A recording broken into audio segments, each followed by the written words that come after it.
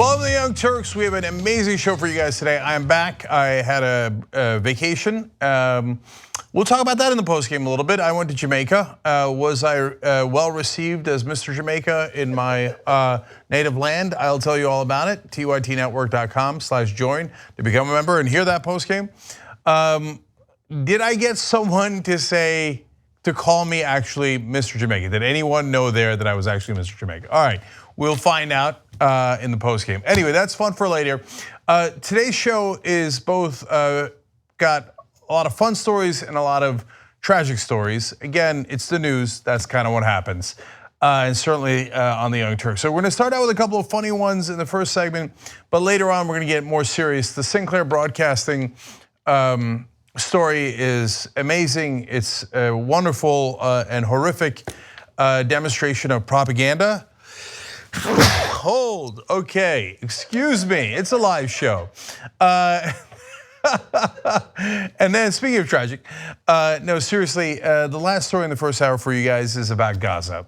I don't want you to miss that because what's happening there right now is both deeply troubling, but also really important because I think we might be at a strategy that could actually work to get peace in the Middle East. I'm among the very few people who hold that point of view, but I want to give you all the facts and then give you my perspective on that a little bit later in the program. So giant show ahead. Let's go do some of the fun stories first.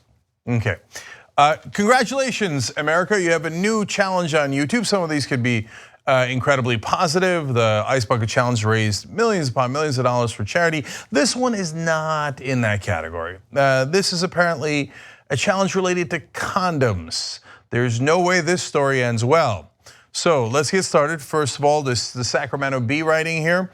Educators are warning about a condom challenge being spread online by YouTube videos and social media. When educators are warning about something, okay, that involves condoms, watch out. All right, so I was thinking, condom challenge, what are they gonna do with it? Uh-oh, all right, here we go, buckle up, brace for impact.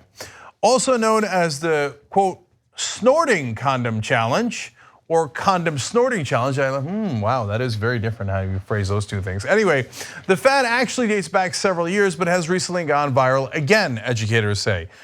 Thrilling, an idea as bad as condom snorting has gone viral again. All right, now a different condom challenge, they explain, made the rounds back in 2015, involving videos of water-filled condoms being dropped on people's heads, drenching them, reported the debrief. Okay, have your pick of disastrous condom challenge ideas. Can you imagine having a condom filled with water dropped on your head? How that didn't lead to several shootings in America, I will never know, and thank God for that everybody was okay. But that's a terrible idea, only matched by an even worse idea, which is this condom snorting thing. Now, different news stories have this dating back to 2013 and some as early as 2007. YouTube has been trying to delete a lot of those videos because they are in fact a dangerous idea. But nonetheless, let me give you more important context on this story. The challenge involves snorting an unwrapped condom up one nostril, we're already having fun, then pulling the condom from the throat out the mouth, reported Newsweek. Participants typically then post a video of the completed challenge to YouTube. Well, of course, if you don't show people yourself snorting condoms on YouTube, did it really happen? Okay, you already lost me on the snorting part, but when it goes through the throat and that plastic can get stuck, that seems like a particularly bad idea. Okay, but they have to clarify. So the Sacramento Bee says snorting a condom up your nose not only poses a choking hazard, but also puts you at risk for allergic reactions and infections, reports Forbes. Forbes had to report that. I think that anybody with any degree of sense can tell that if you snort a condom through your nose and out your mouth, it could get stuck in your throat and pose a choking hazard.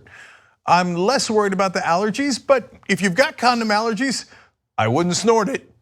Okay, they then further bothered to ask an expert, Bruce Lee. Yes, his name is actually Bruce Lee. He said, this guy's a professor, okay? They went and talked to a professor. Anyway, even if you manage to successfully pull the condom out through your mouth, inhaling a condom up your nose would be very uncomfortable and potentially quite painful. Yes, as I said earlier, he is a professor. I love his last line here. He says, would it really be worth all that just to get more likes and views? And the resounding answer to that by the world was yes. Okay, now I disagree. I don't think that's the right way to get views. And we did once do a Harlem Shake on the Young Turks. We will not be snorting any condoms here. I think that is a disastrous idea. As I guess the oldest partner of YouTube here at the Young Turks, it is my job as Grandpa Jank to say, get off my lawn. In other words, don't do that. That's a really bad idea. You can get really hurt. And no, it is not worth the likes and views, although apparently children across America disagree. Okay, that's just a fun little story about culture to get started with. Now we go to a fun little story about Donald Trump. Oh boy, buckle up and brace for impact on this one too. Okay, here we go. Now Donald Trump was celebrating Easter at the White House, or whatever this building is, as you're about to find out. And as usual, the Easter bunny's next to him. That's never not funny. Let's show a picture. This is always my favorite sight. And the Easter bunny looks funny as always, creepy as always. It always makes the president look ridiculous to stand next to an Easter bunny. It is not one of my favorite traditions at the White House. If I was a president, which is unlikely to happen, so you're gonna be okay, Easter bunny, I would ban that tradition. They say, would you like to stand next to the Easter bunny? The answer is a resounding no. By the way, earlier in his career, the former White House press secretary, Sean Spicer, played an Easter bunny in one of those ceremonies. That's only the most embarrassing thing I've ever heard. Okay, never play an Easter bunny unless you're a furry. So now how is Donald Trump going to match all the other presidents and top them? Because all the presidents have to stand next to this ridiculous Easter bunny. Donald Trump says, you will not out-ridiculous me. I'm going to go further here and do better than you. So now understand that on the lawn are children. They're about to do the Easter egg roll and the hunt and all that fun stuff. He's talking to a bunch of kids. And then he starts talking about the military. What? No, different venue, not this venue. And it appears even the Easter bunny's a little surprised. Let's watch. This is a special year. Our country is doing great. You look at the economy, you look at what's happening. Nothing's ever easy, but we have never had an economy like we have right now. And we're going to make it bigger and better and stronger. Our military is now at a level, will soon be at a level that it's never been before. It's, you see what's happening, and you see what's happening with funding. The funding of our military was so important, and so many military people are with us today. So just think of $700 billion, because that's all going into our military this year. All right, we might have added the zoom in to the Easter bunny, but I think it was well merited. He always does have a surprised look on his face. But we were all surprised when Donald Trump started going into this weird political speech. But it only gets worse. That was weird in terms of policy and the wrong venue to bring that topic up. But then he says this. I want to thank the White House Historical Association and all of the people that worked so hard with Melania, with everybody to keep this incredible house or building or whatever you want to call it, because there really is no name for it. It is special. It's called the White House. It definitely has a name, a fairly well-known name. You live inside it. This building, whatever it's called, that's unbelievable. No, the guy's lost his mind. We're all pretending that everything's fine. This thing, whatever you call it, it looks white. Looks to be some sort of a house. I don't know, I watched Fox Inside in there, but God knows what it is. He's not done, one more. And we keep it in tip-top shape. We call it sometimes tippy-top shape. And it's a great, great place. We sometimes call it a tippy-top shape. Is that what we call it at the adult White House?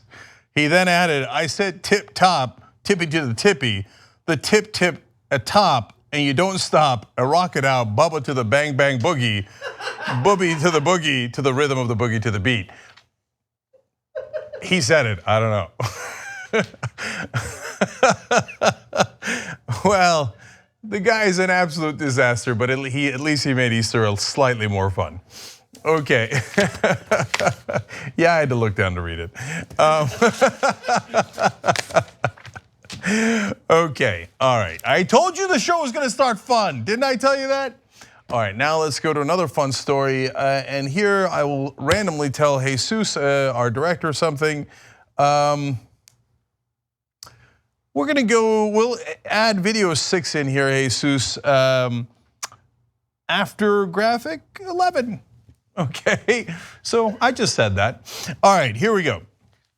You know, the VA secretary used to be this guy named Shulkin, and he's been fired or resigned or fired, depending on what Donald Trump is thinking at this particular moment.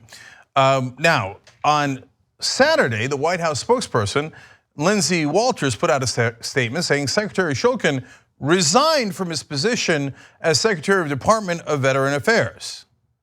Now, wait a minute, that's not the story we heard before. We heard he was fired and it seemed fairly definitive.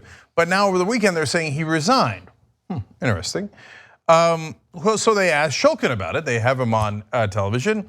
And he says, I came to fight for our veterans and I had no intention of giving up. There would be no reason for me to resign. Now, you don't often get a guy saying, no, I was definitely fired. I don't want any confusion about this. I did not resign, I was fired. But of course, you have to correct the president because he's saying things that aren't true. Shulkin didn't say, you know what, I don't like this Veterans Affairs job, I just want to quit. No, he was fired by Trump for, some would say legitimate reasons, some would say preposterous reasons. But is there anything that Trump does that isn't for preposterous reasons? So HuffPost has some clarification here. Shulkin said that the Chief of Staff, John Kelly, told him he'd been terminated, quote, shortly before Trump tweeted about it on Wednesday, adding that he neither offered his resignation nor submitted a letter of resignation. He said his dismissal was somewhat of a surprise since, quote, President Trump and I actually spoke the day that he sent the tweet out just a few hours before. Look, this is what I want to drive home to you guys. Even the president doesn't know what the president thinks. It changes minute by minute. He has no principles, he has no convictions. He doesn't even have any ideas. Things pop into his head depending on whoever's last in the room or depending on the last segment on Fox and Friends. So does he think that he fired Shulkin or does he think Shulkin resigned? I don't know. Ask him right now, ask him a minute later, ask him a minute later after that, and you'll have 3 different answers. The guy's a pathological liar. He cannot help himself. And he constantly gets his staff into trouble because he tells them things like, well, tell everybody he resigned. Go ahead, tell him that he resigned, okay? I didn't fire him, no. And they're like, all right, okay, I saw you fire him, but all right, whatever, he resigned, right? And then later they're like, don't you feel like I fired him, that guy was a loser. I'm tired of winning, so I needed more winners, right? So we're gonna get to the last flip-flop in a second, but I wanna show you Shulkin on TV. Were you fired or did you resign? Well, I came to Washington with the commitment to make our system work better for veterans. That's the commitment that I went to work every day. I continue to feel strongly about that. There was no reason why I would resign. So why don't you just say you were fired? Well, I think that's the alternative to resignation. I received a phone call saying that the president wanted to make a change, and that's certainly his prerogative to do that, and that's what happened. You received a phone call from Chief of Staff John Kelly, who fired you. General Kelly gave me a heads up that the president would most likely be tweeting out a message in the very near future, and I appreciated having that heads up from General Kelly. So the tweet fired you? Yes. This is the world we live in. But that's okay, because the White House said that he was not fired until today. We go back to HuffPost. The White House on Monday changed its story about David Shulkin's departure from the Department of Veterans Affairs, acknowledging he didn't voluntarily quit. There is a deeply unstable, pathological liar in the White House. No one has any idea what he's going to do, including himself. So any article you see, any pundit you see that tells you about Donald Trump's theory on this or his hypothesis on that or his strategy on something else, understand they have no idea what they're talking about. There is no strategy. It's just a deeply unstable man stabbing in the darkness, trying to figure out what's going on. I fired him, he resigned, fire him. And that guy is at the wheel. God help us all. All right, when we come back, that was actually the lighthearted stuff. We will have really important stories about the people doing propaganda for the president, and then both the tragic, and I would argue, and I'm again probably the only person arguing this, hopeful story about what is happening in the Gaza Strip and what it could mean for either further conflict or maybe even peace in the Middle East.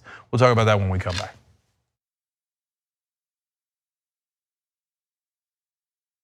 When you first thought I'm going to be a talk show host, did you have a format in mind? Like what was the one that you wanted? No. Was it No, and what I started with was I would cut out articles back in the day, okay, from the Washington Post, because I lived in Washington, and the USA Today. And I would pile them up in front of me, and they're all weird angles. And this is a problem that almost no other human being has run into, maybe 13 others on the planet. What happens if you have an interesting article on both sides of the paper, on the page? So on page 8, but you've already cut it out, and you're like, no, but I was kind of so I got to read the whole paper before I start cutting, and I'm like, A2, that was good. Oh no, A3 has a good one too, and this one goes like this, right? And the other one goes like that, so it's not going to work. And so those are the things I had to sort out. I wanted to put on a T-shirt from shoptyt.com. Sure, I was surprised you didn't, but there was no time, I guess. There was no time. I had to wolf down half a sandwich and then come back on to do the show. And I calculated in 5 seconds that it's more of a pain in the ass to change while having Tim Collins yell at me to get onto the set than it is to actually just keep the unacceptable things I'm wearing, because it's not an outfit. We do match, sort of. I mean, we're in the same sort of. I am pushing the old school envelope. There is a wonderful thing, the sign of the growth of the company, that for these programs that happen at night, certainly for old school, that dinner is ordered. I mean, that's partially because of you. You've been here all day. Someone's got to get you something to eat, right? And obviously, if they're going to get you something to eat, the crew's here. People who work on this show should be fed. They're working a long day. So there's an order goes out from one of the delivery services like Grubhub or something, and I get an email saying you can join the order, right? And then you look and you get the menu. And the first time I did it, I wanted to get. I was like, well, and I ordered something, and I'm like, well, maybe that won't be good. What about this? And I'm like, that's taking advantage of the system. And then I saw that someone else had ordered 2 full entrees, right? And so now, each week, I just try to see how much I can get. Ben, I got news for you. You can get as much as you want, okay? Until Dave Kohler catches you. Right, that's sort of what I mean. I mean, he's like, are you really eating a large lentil soup and pasta and spinach with garlic and garlic bread? I find that hard to believe. Yeah, Dave will have that conversation with you over under 9.5 months. Yeah. Okay. Eventually, Kohler will get you. Right, yeah. Okay, but you'll have a long run before that. I mean, I've eaten sushi before that it felt like I was eating a caterpillar. Like the whole time I couldn't believe all the bones. And I can't imagine, I'm not that adventurous for iguana. eating an iguana? First of all, this is when the vegans can get angry at us for being carnivores, omnivores. I like meat, I eat meat all the time, but I can't stand eating meat of an animal that looks like the whole animal, right? It's like right on the platter. Like if it's like a little slice of, even the fish is, yeah, you're right. With the fish is not as bad, but if it's like a little slice of iguana, I get it. But the whole iguana, you're just taking little chunks out. It's I know, it feels barbaric. Yeah, right? It's horrible. It's just like, I'm gonna eat a piece of its leg, and I'm gonna eat a piece of its. It's just like, what?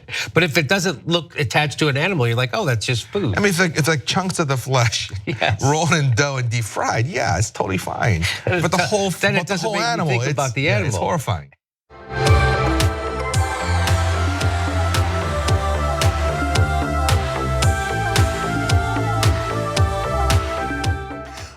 All right, back on Young Turks. Just time for 2 tweets for you guys. Actually, one's YouTube super chat. Kimberly Buckley says, "Welcome back, Cenk. We've missed you. Thank you. I appreciate that." I'll add one more tweet here. Joy Division says, "Trump is definitely showing the early signs of dementia." Look, man, I think he might have been that ridiculous and dumb all along, but I hear you on that. And I just want to say, Null Cookies wrote in, "I love Dan Rather." Thank you for that. Dan Rather's, of course, got the show before us on Mondays on the TYT network at 5:30 Eastern. So make sure you're checking that out every Monday. Okay, let's go over here and do some serious stories. Okay. Sinclair Broadcast Group is a right-leaning group, to say the least. It owns the most amount of television stations in America. And they recently put out a memo to their staff saying, you must read well, of course, they didn't call it propaganda, but that is exactly what it is, as you'll see in a minute. The news stories that we give you, now these stories almost all support Donald Trump and his politics. And in this one particular case, they actually talk about fake news, or what they're calling fake stories. And they're trying to say that the rest of the media is biased. Now, they're getting the media to devour itself. They are forcing their local news anchors, and these are what are called must-runs. I'll explain more about that in a second. They're forcing their local news anchors to tell you to not trust the news. That's amazing. This is one of the most audacious examples of propaganda I have ever seen in any country. So Deadspin did a wonderful job of splicing together the different local newscasts throughout the country. And again, remember, Sinclair owns more TV stations than anyone else in the country, and they're about to do a merger where they buy even more, 40 more stations. So this is the propaganda they're putting out all across the country. They make all of their anchors say this. Now watch. Hi, I'm Fox San Antonio's Jessica Headley. And I'm Ryan Wolf. Our greatest responsibility is to serve our Treasure Valley communities, the El Paso, Las Cruces communities, Eastern Iowa communities, Mid-Michigan communities. We are extremely proud of the quality, balanced journalism that CBS 4 News produces. But we are concerned about the trouble and trend of irresponsible, one-sided news stories plaguing our country. The sharing of biased and false news has become all too common on social media. More alarming, some media outlets publish these same fake stories without checking facts first. The sharing of biased and false news has become all too common on social media. More alarming, some media outlets publish these stories that aren't true without checking facts first. Unfortunately, some members of the media use their platforms to push their own personal bias and agenda to control exactly what people think. And this is extremely dangerous to our democracy. this is extremely dangerous to our democracy. This is extremely dangerous to our democracy. This is extremely dangerous to our democracy. This is extremely dangerous to our democracy. This is extremely dangerous to our democracy. This is extremely dangerous to our democracy. This is extremely dangerous to our democracy. This is extremely dangerous to our democracy. This is extremely dangerous to our democracy. This is extremely dangerous to our democracy. This is extremely dangerous to our democracy. This is extremely dangerous to our democracy. This is extremely dangerous to our democracy. This is extremely dangerous to our democracy. This is extremely dangerous to our democracy. Indeed, it definitely is. So we find out a lot of things through this one issue and how Sinclair has done this. And this is not the only issue that they've done right-wing propaganda on. I'll give you some examples in a second as well. Again, if you want to watch the full link and the full article, click down below to Deadspin's original article on this. They did a wonderful job with this. I can't commend them enough for putting that video together. So number one, we see political correctness here. Now, you might think political correctness is a term used to say that you shouldn't state offensive things. No, that's a twisting of the phrase used here in America by the right wing. Political correctness was something that was literal, and actually both the fascist Germans, otherwise known as the Nazis, and the Soviets under Stalin used the phrase political correctness. They would tell not only people in government, but people in news, you are not allowed to report what you think is factually correct. You must report things that are politically correct. So the government has an opinion, that is the correct opinion, and you will report it as such. There's never been a better example of it than what you just saw. Again, the right wing does projection. They accuse the left wing of political correctness, and the minute they have an opportunity, they define the phrase. They do it so over the top that you don't need any other examples of it. Okay, so it's political correctness, it's clearly propaganda, but there's a devastating second part that people are not talking about, which is that this exposes local news for the actors that they are. And unfortunately, that's true in all the TV stations. Burgundy will read anything put in the prompter. So you see, and that's why I call television news anchors news actors. We don't have a prompter here. There, they put it in the prompter, and sometimes it's real news people who work really hard, oftentimes it is, to produce a story and then put it in the prompter, and then the anchor reads it. A lot of those anchors worked in the past in the field and gathered up enough expertise to become anchors. Some of them just looked the part, and they got promoted up for a variety of reasons, right? But as you see that, you realize, oh, with the different intonations and the different delivery, the different acting schools they went to in a sense, and that's what these consultants at the local TV stations do. They come in and they teach people that are supposed to be in news how to act the news. And then some with the concerned faces, if you noticed. It is dangerous to our democracy. Now don't get the wrong idea. A lot of the people who did this, they're not at fault. It's their bosses who literally ordered them to read it. And it is deeply embarrassing to them, but someone writes the script. In this case, it is this group that is admittedly right wing and clearly supports Donald Trump. In other cases, it's other people writing the script. But what you see on television, unfortunately, is overwhelmingly fake. Now, more specifically to this problem, obviously, some people who worked at Sinclair and a ton of local news people, of course, have, because once again, they're the largest TV group in the country. And people who currently work there are deeply dismayed by what's happened. So first, let's go to Bill Mulligan. He used to work at Sinclair Broadcast Group. He now works at a different station in Los Angeles. He said, they were awful, and I would never work for them again. What they're doing now is ridiculous propaganda, and it's an embarrassment to the profession. I feel for my former colleagues being forced to read this garbage. So he is obviously very clear, but it's easier for him to say that because he doesn't get a paycheck from them right now. And you might think, oh, people on TV make a lot of money, and on cable news, they generally speaking do. But at local news, especially in the smaller and mid-sized markets, they do not make a lot of money. Ben Mankiewicz, who's on this show, started in local news and made $19,000 in his first job in Charleston, South Carolina. And that is not abnormal, and the prices have not gone up very much since then. And so it is hard for them to let go of that paycheck. It's easy for us sitting here to say they shouldn't do it, but then they are going to suffer economic devastation. And already their salaries are incredibly low in most of the markets that you just saw, okay? Now let's go to a current employee at Sinclair. He says, it sickens me the way this company is encroaching upon trusted news brands in rural markets. As you can tell, I'm a little skeptical about the trusted news brands part. I think local news often does a lot of preposterous things, and I don't know why they speak the way that they do. The number of ambulances have doubled, but so have the number of accidents. Why are you talking like that? But for the people who did work hard, and there are plenty of them, there are thousands of people who worked hard and actually care about the news, and that's why they went into the profession. Now, in order to receive a check and to stay at your job, you must read this propaganda. And yes, that of course is deeply troubling.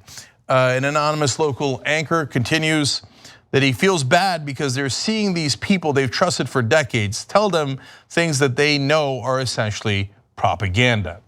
Now, they literally had a former RT employee, a Russia Today employee, help with one of these stories on Sinclair that was then broadcast all throughout the country. They do two different things. One is they do these prepackaged pieces which they force the local stations to run. They own them, right?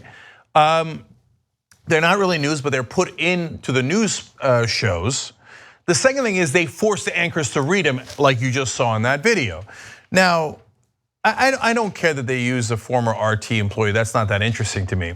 But in the midst of that, Newsweek reported that Columbia Journalism Review had described Russia Today as, quote, the Kremlin's propaganda outlet. Well, you know, I've talked about this in the case of RT and Al Jazeera. People are right when they criticize them and say, hey, they're owned by Russia in the case of Russia Today, and Qatar in the case of Al Jazeera. And so you should be wary, especially if they're talking about those particular countries or their agendas. I think that both outlets have at times done very good journalism and at times have done propaganda, no question about it. Now, how about the people that own our stations? See, that's uncomfortable, so people don't like to talk about that. Do employees at Comcast support positions of Comcast? To say 99% of the time is probably a bit of an understatement. And the same is true of Time Warner and Disney and Sinclair. Now, in this case, is it fair to say that it is the US government, the Trump administration's propaganda outlet?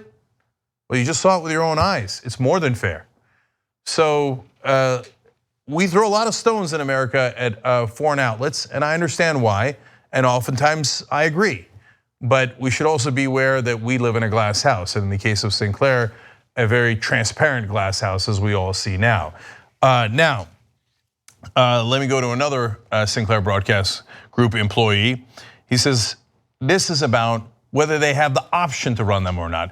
I mean, if you're under some illusion that these news anchors can say whatever they want, and if they see that copy, go, well, that's not really news, so I'm not reading it because I'm a news professional.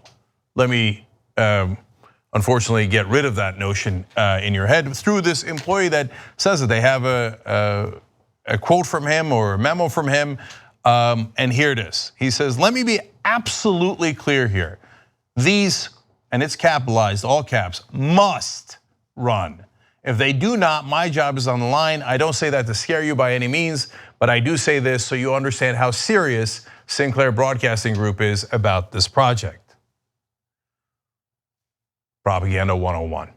Now, the boss is pleased, and of course by the boss in this case I mean Donald Trump, who they are serving. So Trump tweets out in their defense, so funny to watch fake news networks among the most dishonest groups of people I have ever dealt with criticize Sinclair Broadcasting for being biased. Sinclair is far superior to CNN and even more fake NBC, which is a total joke.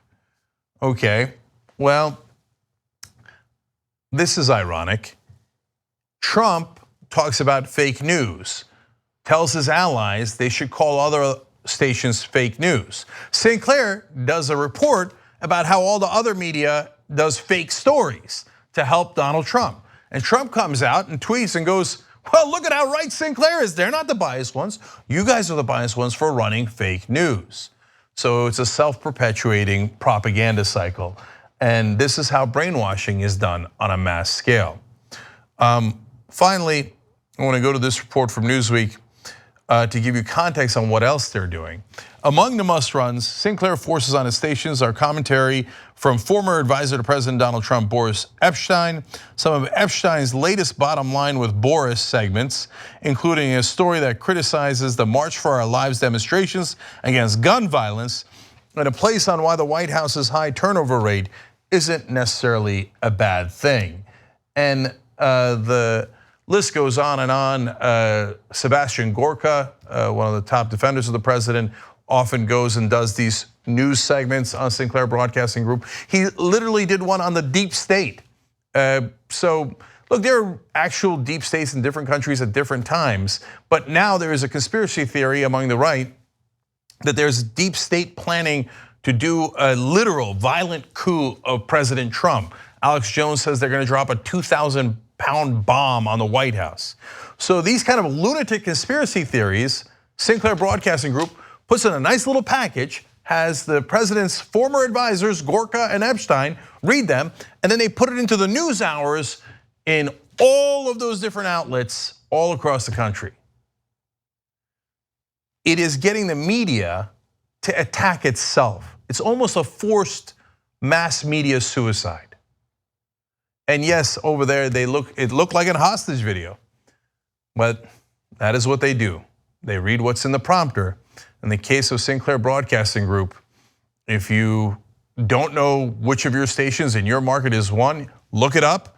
It's very easy to find out. Just Google it. You'll know which ones they are. And be wary of what they're reading off the prompter, because it was written by political hatchet men for Donald Trump.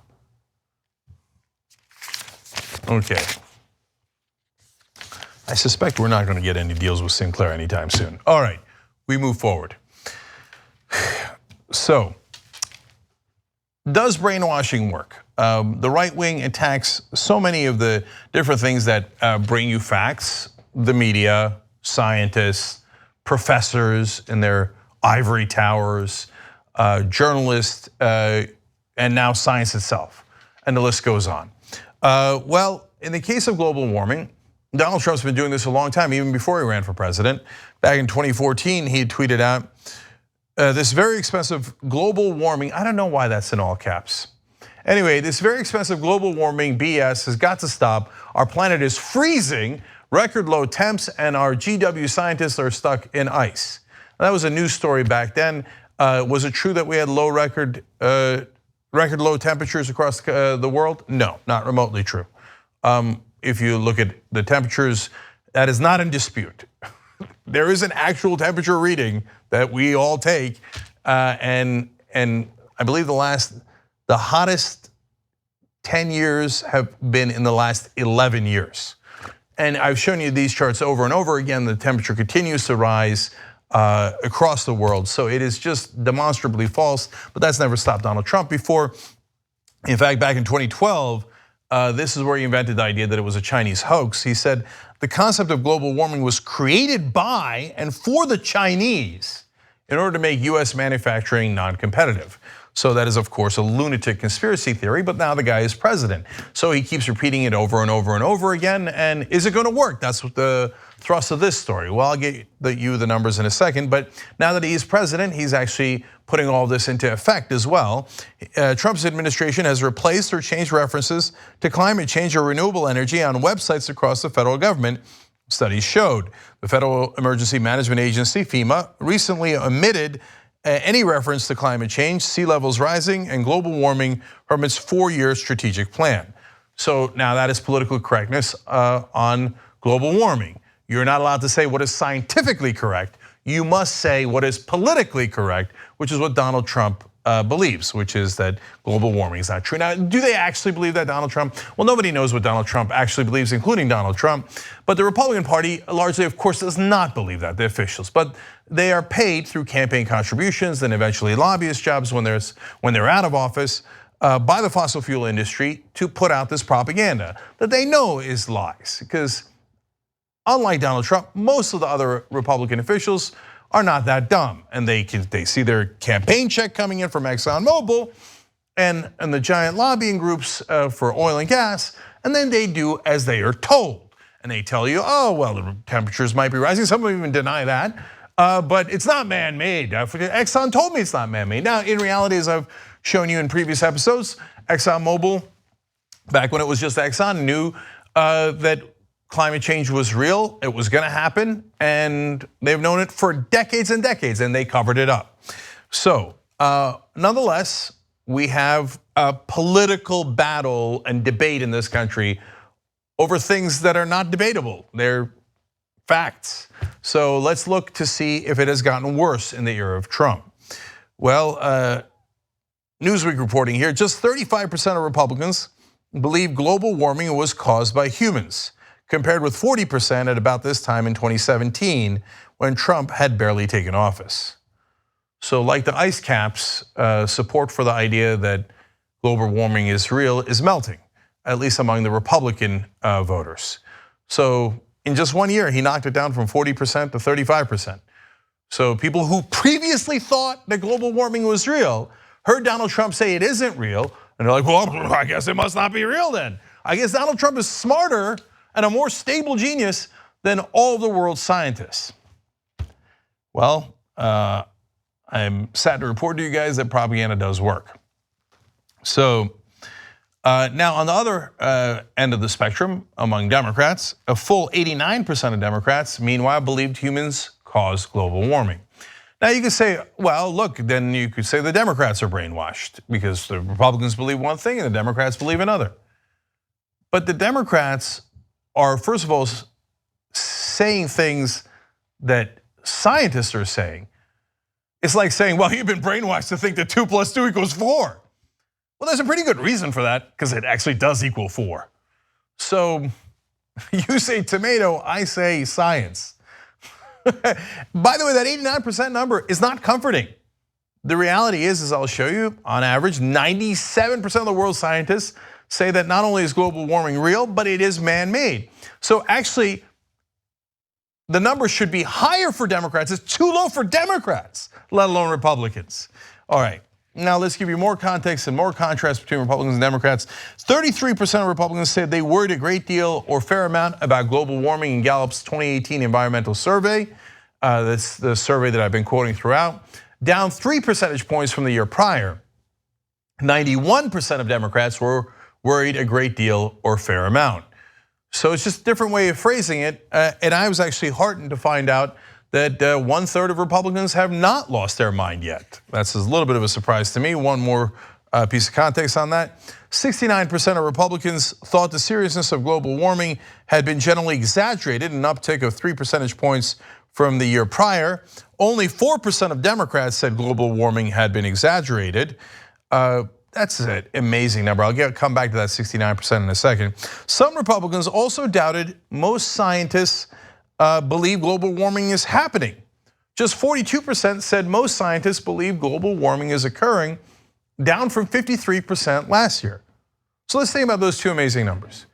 Last year, 53% of Republicans think that at least scientists say that global warming is happening. Now, 11% of those folks, actually a higher percentage if you do the math, but 42% now go, yeah, I still believe that the scientists think that, although some of them don't believe the scientists. But that chunk in the middle there was like, I no longer think that the scientists are even saying it. Why? Based on what? Has there been a new study out that show you that scientists don't actually believe that? No, Donald Trump just kept saying it over and over again. So whatever Trump says, I believe. Dear leader says there's no global warming, then I don't believe it. And I believe all the scientists changed their minds. Look, I think that most of them have not spent a lot of time thinking about this issue. Certainly they have not spent a lot of time researching it. I hesitate to call people dumb. I think that's overused. I think that they're generally ignorant. And unfortunately, when you're in certain tribes and that ignorance is set in, it is incredibly easy to manipulate you. And look at that number, 69% of Republicans thought the seriousness of global warming had been exaggerated. 7 out of 10 Republicans looked at all the world's scientists and said, scientists, what would they know? So let me show you what the scientists actually believe. This is from the publication Skeptical Science. They actually are quoting 7 different studies that studied all the other climate change studies. So these are meta studies and their conclusion of all of the research on this topic. Depending on exactly how you measure the expert consensus, it's somewhere between 90 and 100% that agree humans are responsible for climate change, with most of our studies finding 97% consensus among publishing climate scientists. And number 2 conclusion is the greater the climate expertise among those surveyed, the higher the consensus on human-caused global warming. So that's where you get the 97% number from. And depending on how you interpret it, it could be all the way up to 100%. But let's just stick with 97%. So finally, think about this. 7 out of 10 Republicans believe that 97% of the world's scientists are making it up. Scientists from Pakistan and Botswana and the United States and Venezuela and Finland and Japan, all across the world, all those scientists got together and decided, oh man, we're gonna prank the hell out of the whole world. We'll make up temperatures. We'll say all this the scientific method we were taught. We're just kidding, man. Let's do one giant hoax. Let's pretend that the temperatures are rising and that it'll have these effects. And then people will actually see those effects with their own eyes. Massive storms, massive fires, the droughts, etc. Man, we'll punk the hell out of them. If they thought about it for a second, I think that I'm hoping that a lot of them would realize how monumentally preposterous that is. But they don't think about it for a second. Whatever dear leader tells them is what they think. By the way, all of this comes back to money in politics.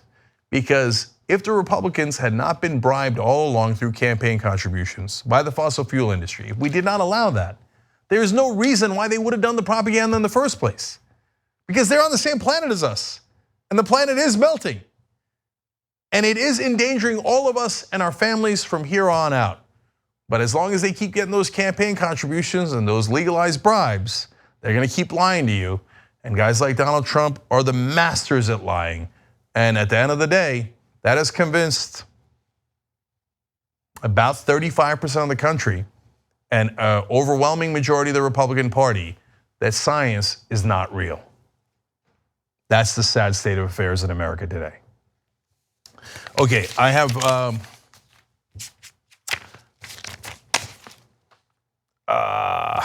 to take a break. I have the amazing story of the Gaza Strip for you guys when we return. We'll be right back, guys.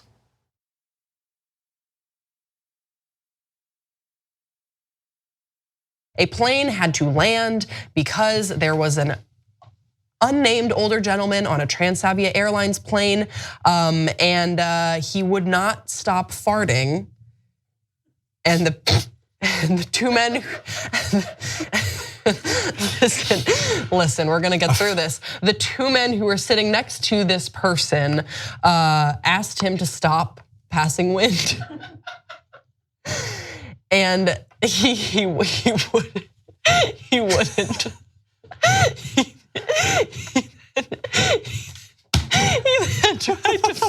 then tried to fight them. Fair, like come on, like let the guy pass some wind. And when the fight broke out, the airline staff had to have an intervention from the pilot. And the plane was forced to land so police could come aboard and deal with the situation. It was pretty serious, like it could have been a medical condition, so like shame on me. They also removed two sisters from the same row who they said were misbehaving, although no flatulence is alleged on their parts. They said they were using some abusive language. Amir, we're gonna get to your defense in a minute. They said we had to find our own. They said we had to find our own flights home with another airline. And all I will say is that the crew were really provocative and stirred things up. Like there was a lot of stink aboard this flight, it seems.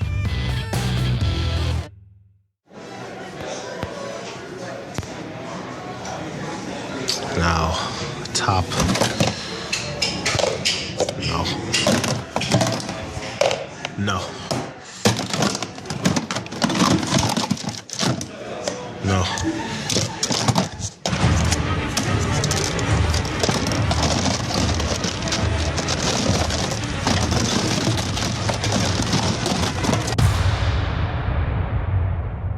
We're all excited I have a new app on my phone. And you can make your dogs talk on your phone. Watch. Hi, Steve. I was wondering if you were gonna wear your sunglasses today and look like a badass Asian. I like the badass Asian. So is that your voice? Can you hear that? Yeah. Is it your voice that's converted into some sort of doggy voice? So I do a voice for my dog. Okay. Okay, I talk like that. Right. And so then I just do that, but then you can speed it up and slow it down also. It's an app. It's called My Pet Talks or something. Jimmy loves his dog. I love my dog because I don't have kids. So, all the love I would give my kid, I give to my dog. And my nephews too. Some of my nieces and nephews have screwed up and I don't love them anymore, but but I still have I have like 35, 40 nieces and nephews, so there's a lot to choose from. And that's the upside. That's the privilege of being an uncle. Yeah. You just pick and choose. With impunity, just get rid of children that you don't like. Nah, I'm done with you, I'm done with you. You I still like, but as a parent, you're kind of stuck with them. Yeah, we could be nice to him. Like, no, Steph gave her car to her nephew.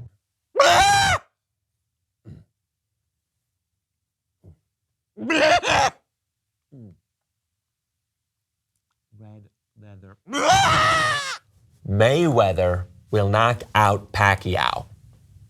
Floyd beats his wife.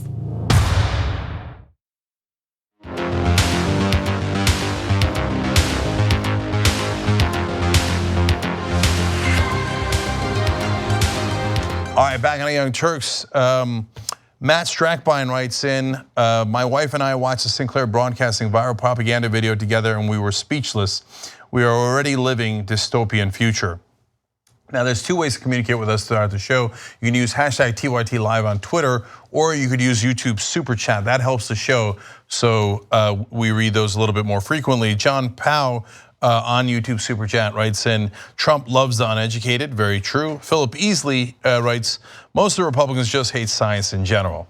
Well, they didn't have to hate science. And I remember growing up, partly because I know because I was a Republican, we were taught that liberals operate out of emotion and not facts. And Ronald Reagan had that famous line that facts are stubborn things.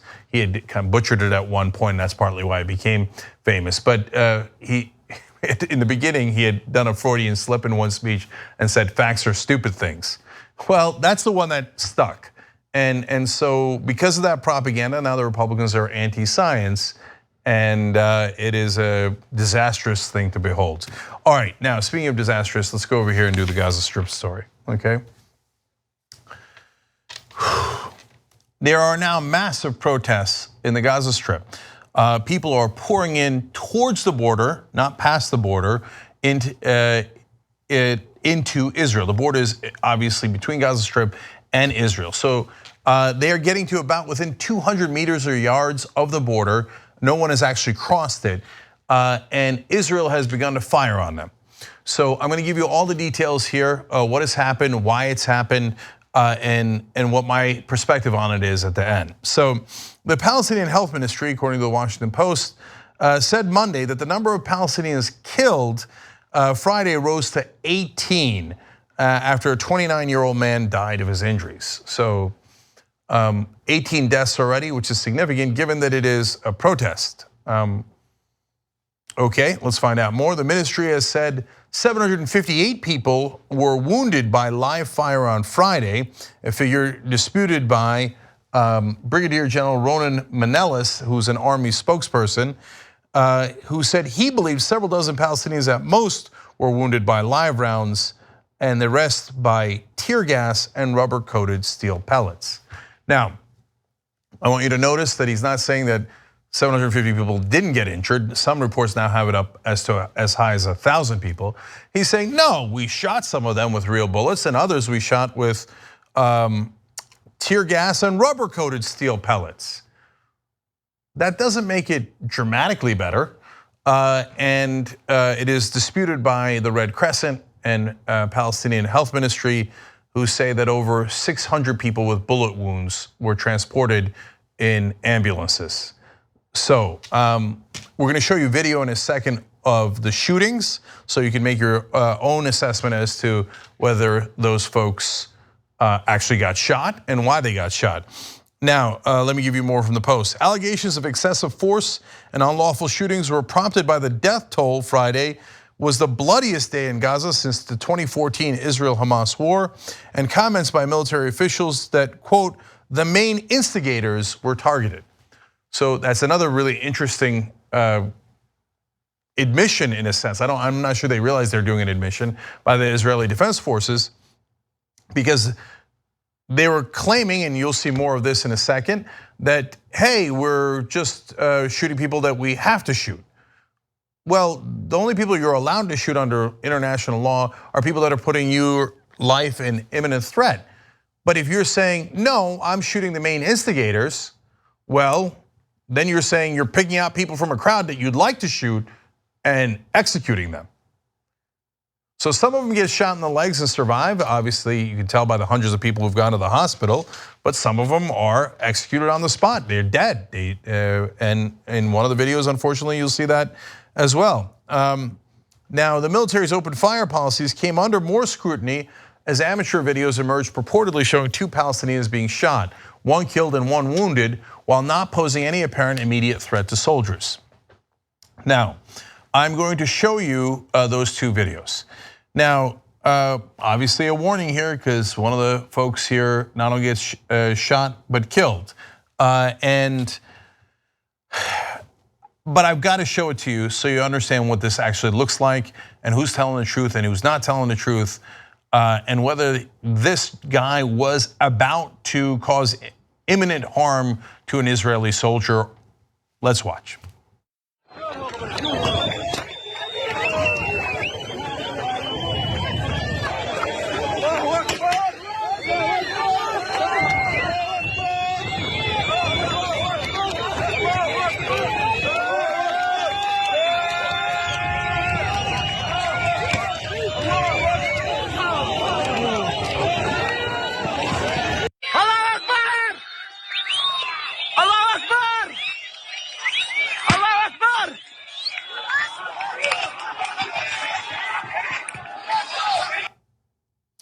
He died.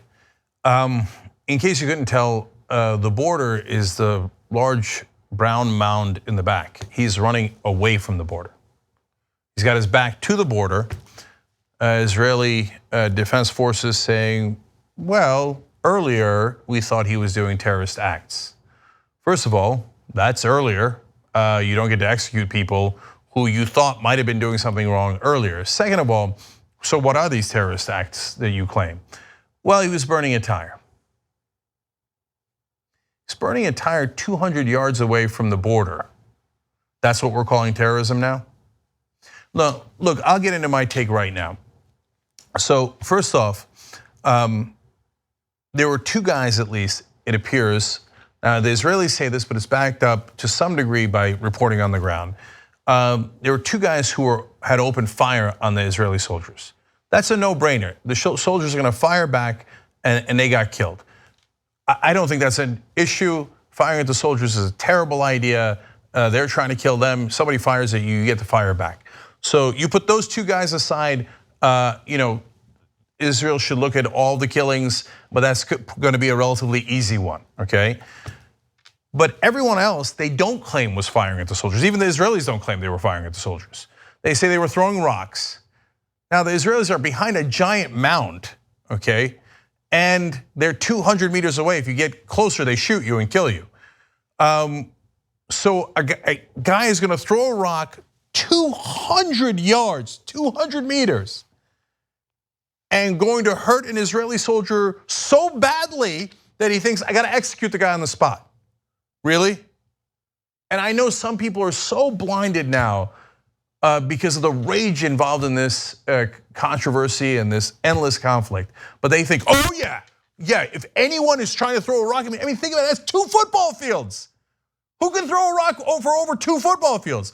If anybody's gonna try to throw a rock at me in that distance, I'm gonna execute them. I'm gonna shoot them dead, and that's justifiable and totally fine. I don't think they should throw rocks. I don't think they should burn tires. It's pointless. I think that they're almost there. You've got a mass demonstration there.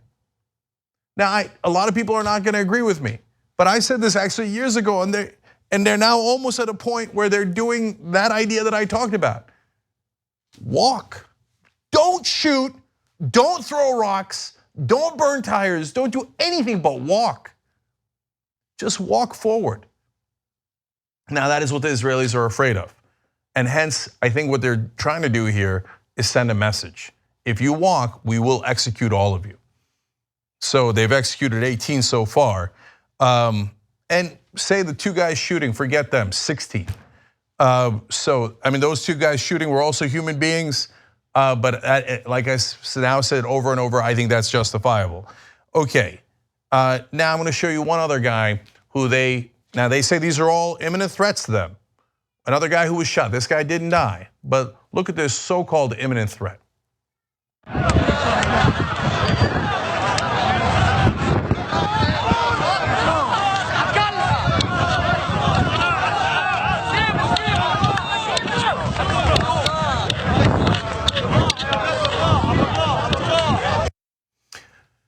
Now I know for the West, because of the propaganda, anytime you hear a Muslim say Allahu Akbar, people get scared. Oh my God, what does that mean? It means God is great. I believe Christians believe that, Jews believe that, a lot of people believe that. It's just Arabic words for God is great. When you see Muslims praying, I know because of the propaganda in the West, a lot of people are like, whoa, what are they doing? They're praying to God like you do in church. And that guy got up from a prayer and was walking back towards the encampment, not towards the border, shot in the leg. Imminent danger. Again, they're 200 meters away from the border and the guy is walking back towards the encampment, not towards the border. Okay, there's no imminent threat here.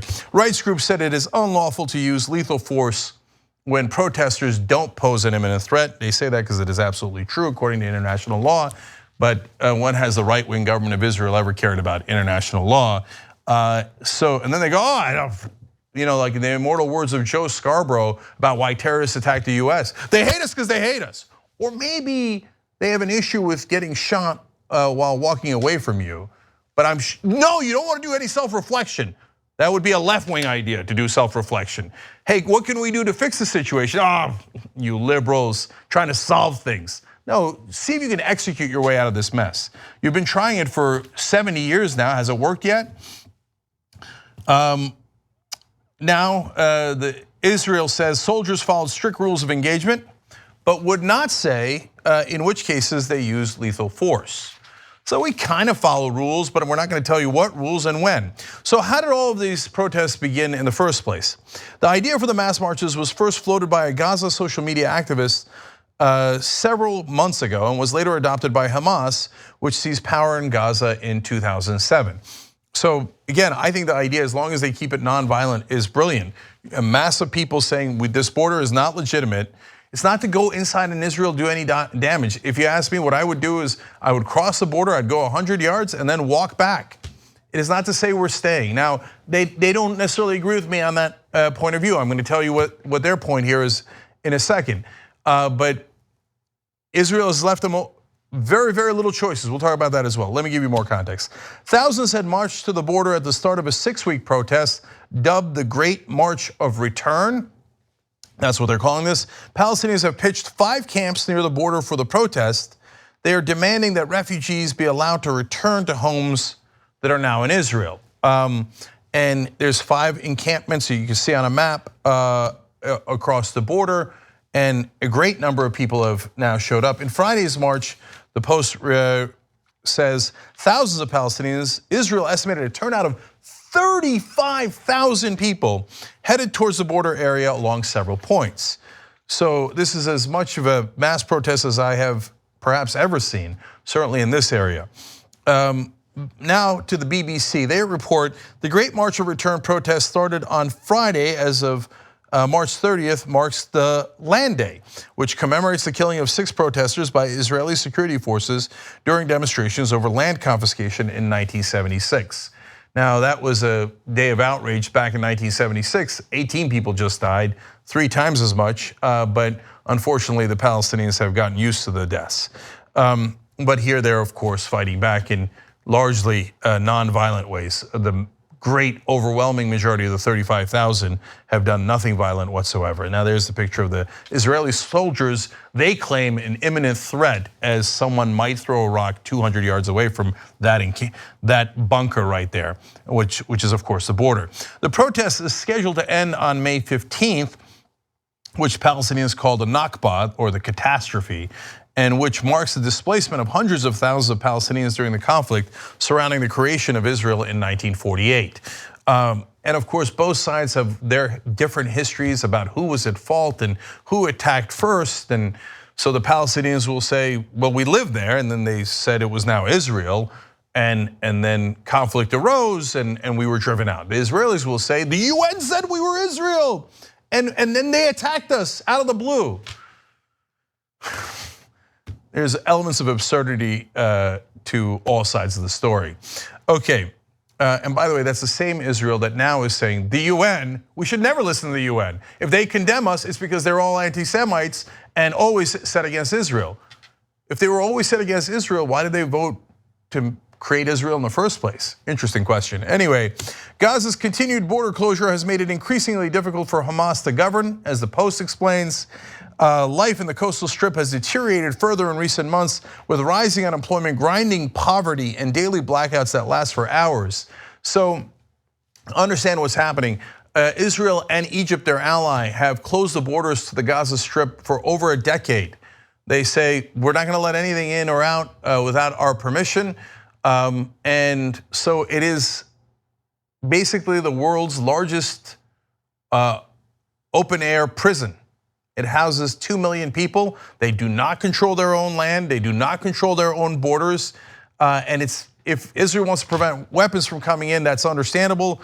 But they've extended the blockade to everything else. And they have to request that things be allowed in, and then Israel gets to make the decision. The Palestinians are not free people. They are not allowed to make their own decisions. So, and in that embargo, those 2 million people, I mean, how in the world are you gonna get a job? It's amazing that there's any employment in Gaza Strip.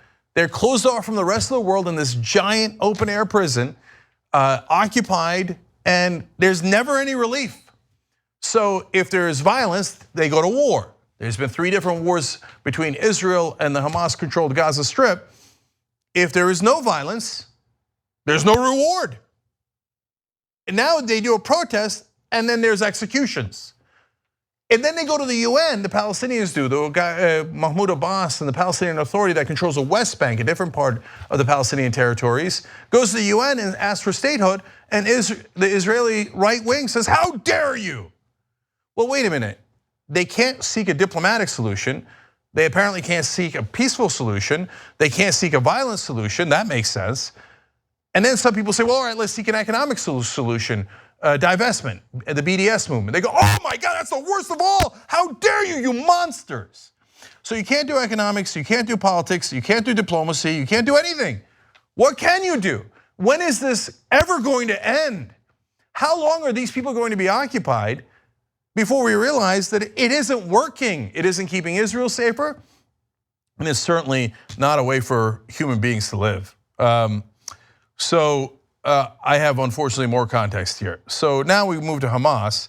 Hamas, the militant group that has controlled the Gaza Strip since 2007, does not recognize Israel's right to exist, but last year said it was ready to accept an interim Palestinian state limited to Gaza and the West Bank.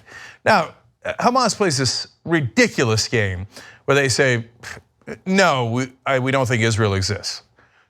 You might think that, you might not think that. It's entirely irrelevant because Israel does in fact exist. They're the ones shooting at you. They're the ones that control your borders. What is this crazy game where you say, no, I don't think they exist? Now, they think that that's a clever negotiation strategy, and there in that quote you see from the Washington Post, they have signaled that they are willing in negotiations to say that Israel does in fact exist. It is a terrible negotiation strategy. The right wing in Israel then goes, see, they don't even recognize our right to exist. But you don't recognize their right to exist. That's why you're occupying them. One side, it's theoretical. The other side, it's incredibly real. I can't stand either one of those games. I think Hamas is totally wrong in that strategy. Ismail Haniyeh, senior political leader for Hamas, furthermore says there is no alternative to Palestine and no solution except a return, meaning to return to Israel proper and get their homes back. I know a lot of Palestinians feel deeply that that is the right and moral solution. And they are not going to like what I'm going to say next. That is totally unrealistic. There might be, in negotiations, some symbolic right to return for a couple of grandmothers and grandfathers. But you are not going to return millions of people into Israel proper. It's just not going to happen. We need to have a negotiated solution. We must end the occupation, but the alternative cannot be unrealistic solutions. I know you're supposed to hammer this out in negotiations, but they won't do negotiations. Now, Israel says the Palestinians won't, the Palestinians say Israel won't, but you ask even US representatives like John Kerry, our Secretary of State, and it is exceedingly clear, even though the US is a massive ally of Israel, it is exceedingly clear from their comments that it is the right wing, not all of Israel, it is the right-wing government of Israel that currently occupies power that has no interest in negotiations. Now they're talking about two-state. Some are saying in Israel in the right wing, no, not two-state, one state. We just occupy them forever. Sometime maybe we'll just even take that land and we'll expand our settlements further and further and further. Because now you have fundamentalist religious zealots on the Muslim side, but you also now have fundamentalist religious zealots on the Israeli side who say, God promised it to me 2,500 years ago. And Yahweh says it's mine, so I don't care about your family. They're in my way. And this brutal occupation continues and continues. Now we go to Major General Eyal Zamir for Israel. He says, we are identifying attempts to carry out terror attacks under the camouflage of riots. But wait, you just told me there's 35,000 people there, and I saw the pictures, I saw the videos. 35,000 people are not rioting. There are definitely some people throwing rocks and the tires, as I explained, but not all 35,000, not even the majority, not even close to the overwhelming majority. So it is largely a protest, a peaceful protest. So the terrorism is disguised in the form of riot and disguised in the form of a protest. Well, if you can't protest, what can you do? Nothing, nothing. Just bow your head and accept the occupation. That appears to be the right-wing Israeli position. They say that a 100-meter wide area in Gaza along the fence had been defined as a no-go zone. In reality, it is about 200 meters. And a no-go zone does not mean you get to execute everybody in it, but that apparently is their interpretation. Earlier on Friday, in a separate incident, by the way, you saw the dangerous guys in the video. Well, this guy, apparently even more dangerous. Earlier on Friday, in a separate incident, a Palestinian farmer identified as Amr Samour, 27 years old, was killed by an Israeli tank shell while he was working his field before dawn in southern Gaza, the Palestinian Health Ministry said. And there are witnesses to it. You know how far his farm is from the border? 1 kilometer. He's not even in the protest. He was farming. Well, maybe he was farming some dangerous stuff, so let's find out. Yasser Samour, a relative of the farmer killed by a shell, Amr Samour, said Amr was harvesting parsley before dawn in hopes of selling it fresh in the market later in the day. Parsley. They fired a tank shell. You thought you were in imminent danger from a guy 1 kilometer away planting parsley, and you just had to kill him. This is not good for anybody. They have to find a way to end this occupation. Look, it is super easy for me to say, sitting in a comfortable studio, that they should walk, because a lot of them will die. But it would be the bravest thing I have ever seen. Way smarter and way braver than an act of violence, a suicide, bombing. All of that is absolutely pointless, immoral, and counterproductive. But if 35,000 people or more walk to the border, and they stated their intention that we're not going to go and just occupy Israel. How the hell would they occupy Israel anyway? They have no weapons. If they stated their intention to simply symbolically cross that border, or in areas where there's a wall, yeah, to tear down the wall. And if they declared ahead of time, Mr. Netanyahu, tear down that wall, and they went and did it, it would be amazing. But they must keep it nonviolent. If they keep it nonviolent and the Israeli Defense Forces start executing them en masse, they will lose the world. At some point, I know how many resolutions have been passed against Israel. I know the United Nations has been relatively clear. I know that the United States is an immovable object and they will block every vote in the United Nations that has any force. But at some point, the entire world saying enough has got to make a difference. For God's sake, do not do violence. This is an amazing protest. If you can, and like I said, I don't know that I would do it, and it would take extraordinary courage, walk to the border. Young Turks.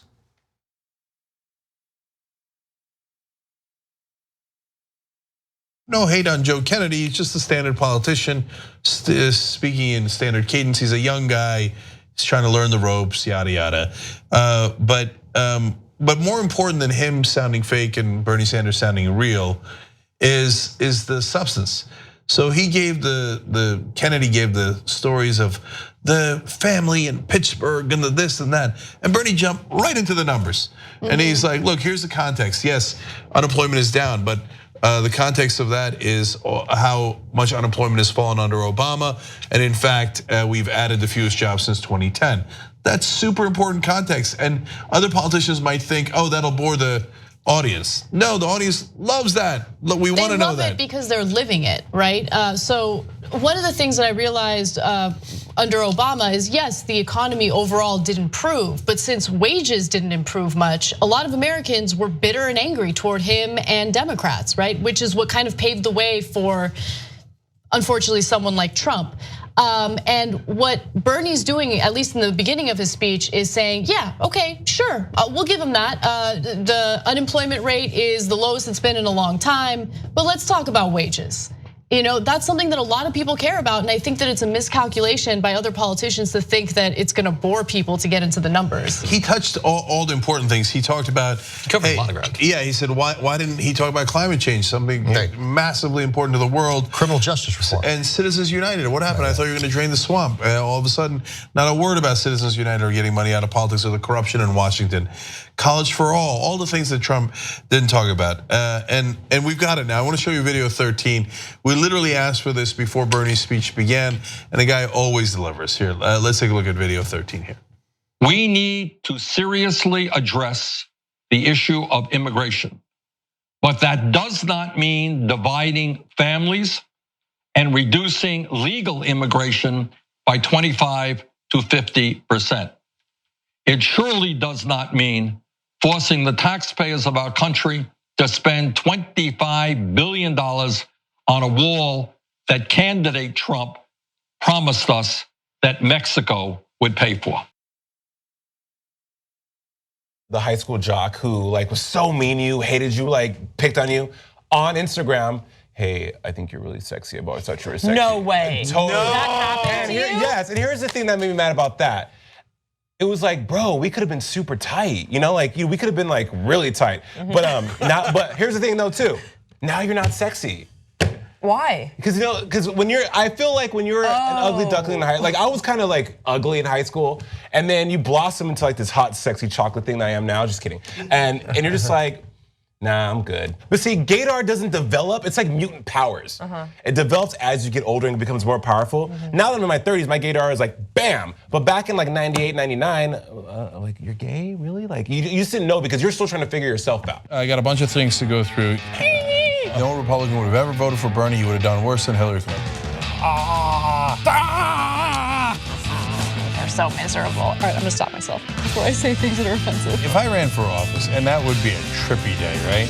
I'd break even more rules than Trump. If I had all the money in the world, I would enjoy that. We have a great show for you. Steve's answer is C. Dave's is A, and the correct answer is, of course, B. You guys are the worst. Here's the story, and it's not funny. Steve is over too. The Democratic Party just sucks right now. It just sucks because it doesn't know what it stands for. We should probably wrap it up.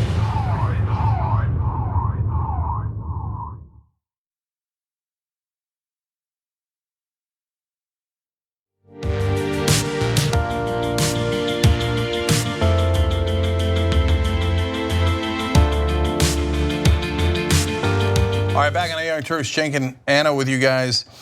Joy wrote in, seems the Israeli military has been taking tips from US police officers. And actually, a lot of people share that sentiment. Pablo Lamy wrote in with a similar sentiment. Smooth talked about how it reminded him of Standing Rock. Of course, luckily people didn't get killed in Standing Rock. Adrian Ginn said, agreed, it will be horrible, but if they all show up and slowly walk peacefully, what would they do? What could they do? I don't know. I really don't know. And I'm almost positive I wouldn't have the courage to do it. But if 35,000 or more people walk towards that border, I don't know what happens. But it would be one of the most amazing and courageous nonviolent protests in world history. So last thing unrelated, Eric Gwynn wrote in, Cenk, how about a shout out for Allison Hartson and her campaign store, AllisonHartson.com/store. Bless your heart for that. I'd rather do a shout out for volunteers or donations, but we're trying to get 2,000 volunteers for Allison, AllisonHartson.com/now. There's only about 2 months left before the voting, before the primary. So you got to get out there and support real progressives. So name the issue, any issue. Dianne Feinstein will not fight for you. You got to get Allison Hartson in there. So AllisonHartson.com/now. Let's get more volunteers so we can knock on more doors and make more calls. You could do it. You can volunteer from anywhere in the country. It doesn't have to be California. You can call in. Makes a giant difference. Okay, Anna, what's next? All right. Donald Trump went on another Twitter spree where he attacked undocumented immigrants and also Mexico for allegedly not doing enough to prevent undocumented immigrants from coming into the country. Now, his Twitter tirade began on Easter Sunday and continued today, and I will give you just a little taste of what Trump was tweeting. One of his tweets said, Border Patrol agents are not allowed to properly do their job at the border because of ridiculous liberal, and then in parentheses, Democrat laws like catch and release, getting more dangerous, caravans, in quotations, coming. Republicans must go to nuclear option to pass tough laws now, no more DACA deal. Now, the nuclear option that he's referring to is essentially Congress passing an anti-immigration law or a border funding bill with a simple majority rather than having the 60 votes necessary in the Senate to pass this legislation. Now, can I just jump in for a quick second there, Anna? So to give you context on that, it'd basically be to kill the filibuster. And I wouldn't be surprised if the Republicans did that at some points, but some Republicans are resisting that in the Senate. But it doesn't really matter. But of course, Trump has no sense of the vote count or pretty much anything related to policy. So he only has 36 Republican senators who back him on his specific proposal. So even if they killed the filibuster and went with the nuclear option, and anybody want to take a guess that he even knows what the nuclear option actually means, he probably just thinks that it sounds tough and cool. Anyway, he'd only have 36 votes. He wouldn't win anyway. So where did this rant come from? Well, apparently he had just watched a Fox News segment featuring Tomi Lahren, by the way, and got fired up about the issue of immigration. Fox and Friends called or aired a segment earlier Sunday morning about Central American migrants traveling through Mexico en route to the United States. It carried the headline, Caravan of illegal immigrants headed to US. Gee, I wonder where he got the caravan part of his tweet from. Anna, when I first read the tweet, I was like, caravan is coming. That's awfully specific, and what a strange word to use. Why did Trump have like this weird rolling caravan coming into the US? And then when I saw that Fox and Friends did the segment, I was like, of course, of course. You know, with Bush, he was also challenged, George W. Bush, mentally, obviously, and it was reported over and over again that the person who was in the room last was almost certainly going to win the argument because Bush didn't have a mind of his own. And that's why Dick Cheney, being loathsome but smart, would always wait to be the last person in the room. But with Trump, it's even worse. The last person in the room doesn't win the argument because the last person in the room is television. So once everybody leaves, he turns on the TV and Fox and Friends wins the argument with insane conspiracy theories of a rolling caravan coming into America imminently. His advisor is Tomi Lahren. That's who his advisor is on this immigration issue. Literally one of the dumbest people in the country who says the most outrageous things because it makes her a lot of money. That is his advisor on the issue of immigration. By the way, he also managed to prove for the billionth time that he has absolutely no understanding of what DACA is, how DACA works, who's protected under DACA. I'll give you an example. So after he goes on this ridiculous Twitter rant, he apparently speaks to the press pool and says the following: a lot of people are coming in because they want to take advantage of DACA. They had a great chance, the Democrats blew it. Okay, first of all, the Democrats did blow it. I'll agree with him on that, right? But we'll get to that in just a second. Let's talk a little bit about people coming in to take advantage of DACA.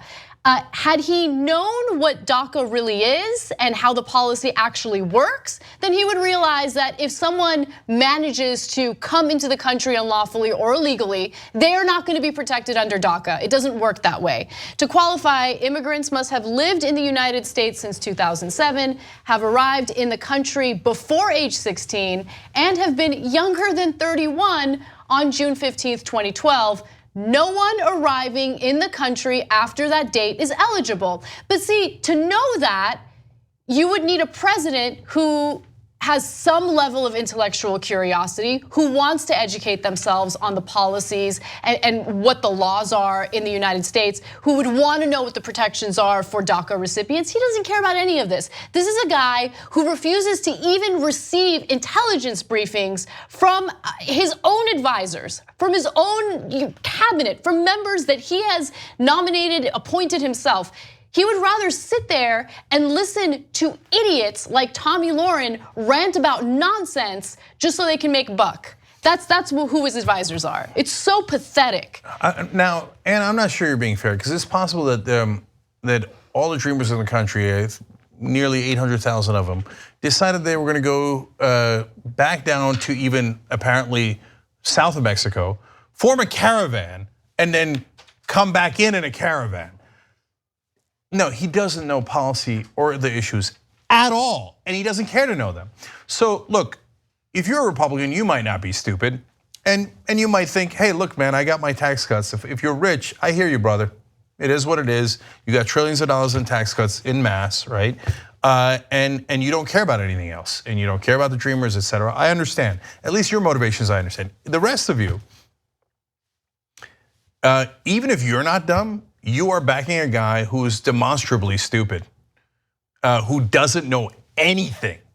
So that's fine, but just raise your hand and say, I'm proud. I'm proud to support a guy who doesn't know our laws at all, doesn't know our policy, doesn't know the issues, doesn't know the facts, is a certifiable moron and has no curiosity and doesn't want to do his job and doesn't want to do, I mean, even if you're a Republican, you want him to pass laws, don't you? Laws that, like, oh, you want him to crush the immigrants or whatever you want him to do.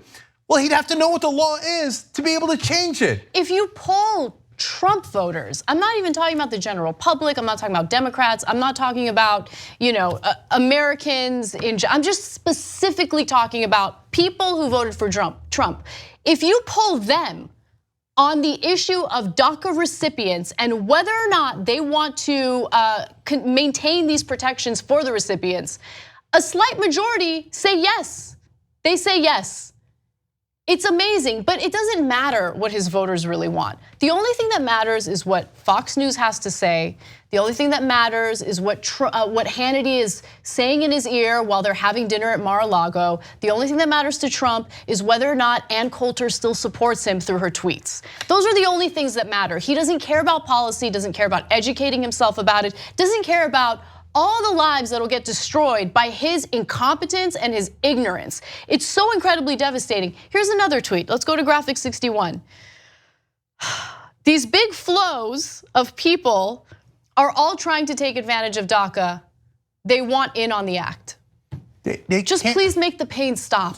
So it's devastating. Does the caravan have a time machine so they can go back to the year 2007 so they could get in on the act? Okay, fine. I mean, they just admit it, just say it. Like Republicans love to say it, right?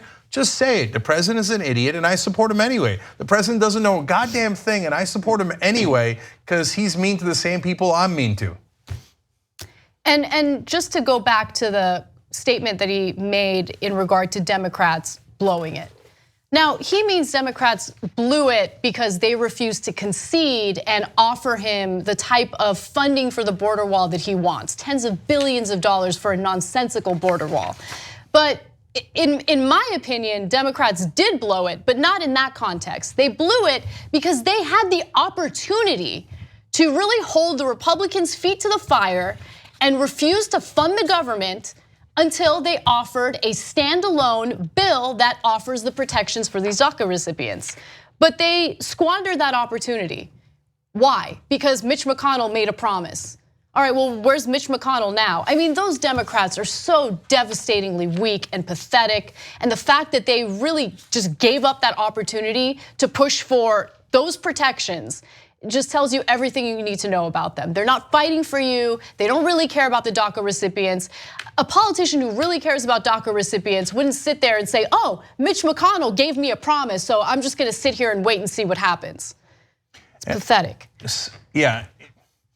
Trump also said our country is being stolen. These are the tropes that strong men and dictators all across the world, all across history have used. He keeps talking about in all these tweets, the drugs and the crime are coming. These people are like a virus, and so they're gonna come in and steal our country. Fear, fear, fear. Remember, the conservative mind, the amygdala is larger than in a progressive person on average. This is true. I know you guys, the Republicans don't like science, right? But maybe you don't like it because it shows you how that you're a coward. And so they're basically based on fear, and fear and stupidity combines to, oh my God, our country's being stolen. You think your wages are low because of a powerless guy from Latin America that crossed the border the other day? No, your wages are low because corporations want your wages to be low so they make more profit. Who do you think has the real power in this country? Multinational corporations that have billions of dollars, trillions of dollars, and that regularly give money to the politicians, or some guy who crossed the border without a penny in his pocket? Are you that monumentally stupid? And the answer, unfortunately, I try not to call him stupid, but there's no way around it. If you're a fan of this guy, I don't know if you're as dumb as him. Again, if you're greedy, I get it. But for the rest of you, and if you didn't know it, that's fine. Most of you don't read. I know Republicans don't believe in education. But if you know this stuff and you still say, yes, the immigrants are the problem and they're stealing our country and you don't have to know the laws or the policy, well then okay, you're as dumb as Donald Trump. Well, let's move on to another group of Republicans and their strange moment of honesty. A group of Republicans in Colorado is facing quite a bit of controversy and criticism following a tweet that clearly stated that they despise poor people. Now, this is the Alamosa County GOP, and on their Twitter account, this appeared over the weekend. Out of self-respect, be a Republican. Democrats love poor people because they think that poor people will vote Democrat. Republicans hate poor people because they think the dignity of man is above being poor. So under the logic and reasoning of whoever that person was, and they haven't identified who it was, you become poor because you have no dignity. Poor people have no dignity. Well, they got so much backlash that they decided to issue an apology, and that apology essentially said that no, look, this person has offered to resign and we have accepted this person's resignation, but they weren't referring to poor people. Let's go to graphic 66. The regrettable post was made with the intention of condemning poverty, not persons affected by poverty, and was not meant to insult anyone. Let's go back to the original tweet, okay? It said, and I'm quoting it, Republicans hate poor people because they think the dignity of man is above being poor. Okay, yeah, so look, I think that this just reinforced what we already knew about not all of the Republicans in the country, but a sizable portion. They don't respect you if you're poor. They think less of you because you're poor. They think you have no dignity if you are struggling to provide for your family and put food on the table. And guess what? That is the majority of us. If you look at the statistics, the vast majority of Americans are living paycheck to paycheck. So let's go to those numbers. Currently, the richest 1% hold about 38% of all privately held wealth in the US, while the bottom 90% held 73% of all debt. The richest 1% in the US now own more wealth than the bottom 90%.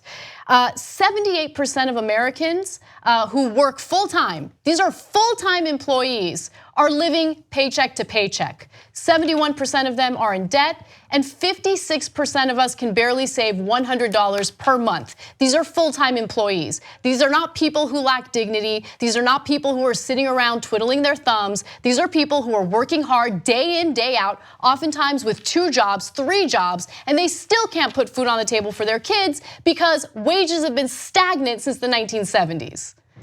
So when a person is born poor, I guess they lack dignity, because you start out in a certain socioeconomic class and there's nothing you can do about it. And your chances of climbing out of that hole are much, much, much lower than a rich person being born in the highest economic class. So at least acknowledging that fact would be helpful. I mean, I'm getting past the he hates poor people. I'm glad at least some Republican admitted it.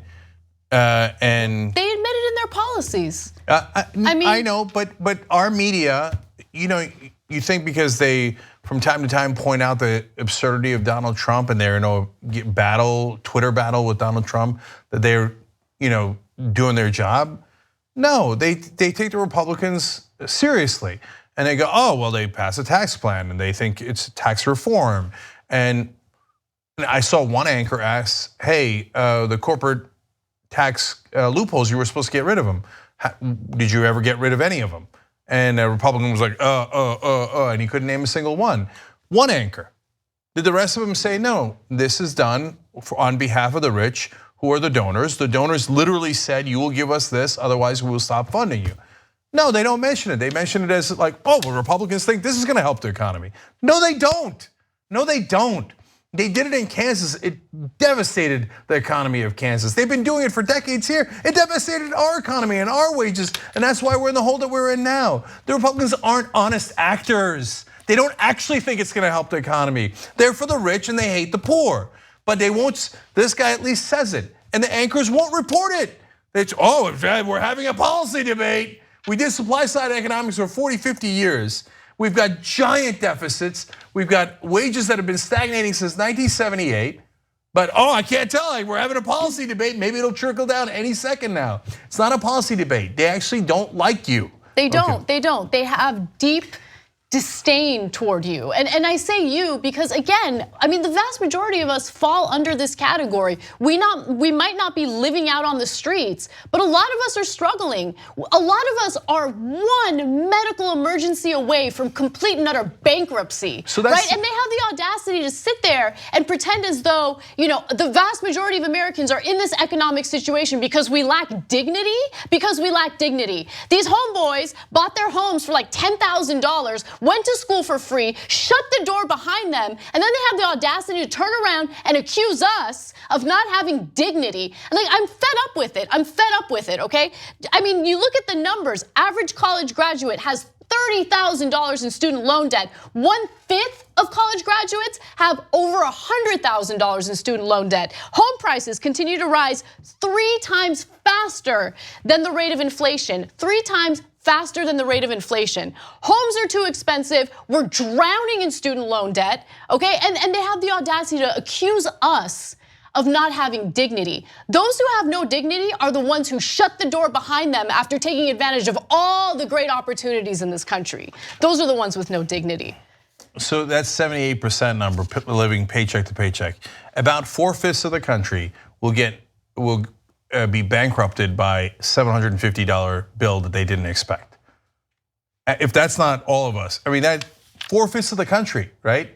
And they think you deserved it. You deserved it.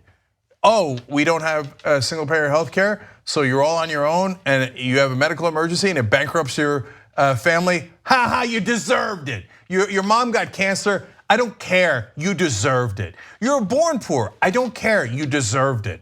Because rich people earn it, they have dignity. They deserve all the money. Now wait, didn't you fix the rules so that rich people can privately finance the elections and donate to politicians and then get them to write the laws on their behalf? That's why our wages have flatlined since 1978. No, we deserved it. And you deserve the misery that you're in. Look, I'll give you a racial example, but you can give it doesn't have to be racial at all. African Americans in this country, on average, if they're born to a 2-parent family, have a net wealth, a family that they are born into has a net wealth of $16,000. Same family that's white, 2-parent family, born into net wealth of $160,000. You think that doesn't make a difference? Your starting point, you think it doesn't make a difference? Of course it makes a difference. But guys, it isn't about white or black in this case. It's all of us, like we said, 4/5 of the country. In this case, it's not about white privilege, it's about rich privilege. And this guy gets born rich and then goes, you poor people, I hate you because you didn't have the dignity that I have. That's how they view you, and it's sickening. Let's take a break. We'll be right back.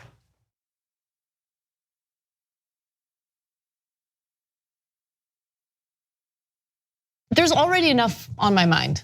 Like I don't need to worry about UFOs right now. You know what I'm saying? I don't need to worry about life outside the planet. I don't want to think about their intentions. I don't want to worry about anything else. Like there's enough on our plate already, okay? But sometimes I go in the opposite direction, Anna, because so we do the UFO story, and I find it super interesting. I get a little metaphysical, right? And forget the aliens. That's not even nearly as interesting to me as existence. Okay, we exist. That's insane. We could easily not exist. No life can exist. Imagine. It certainly was a possibility. Instead, we do.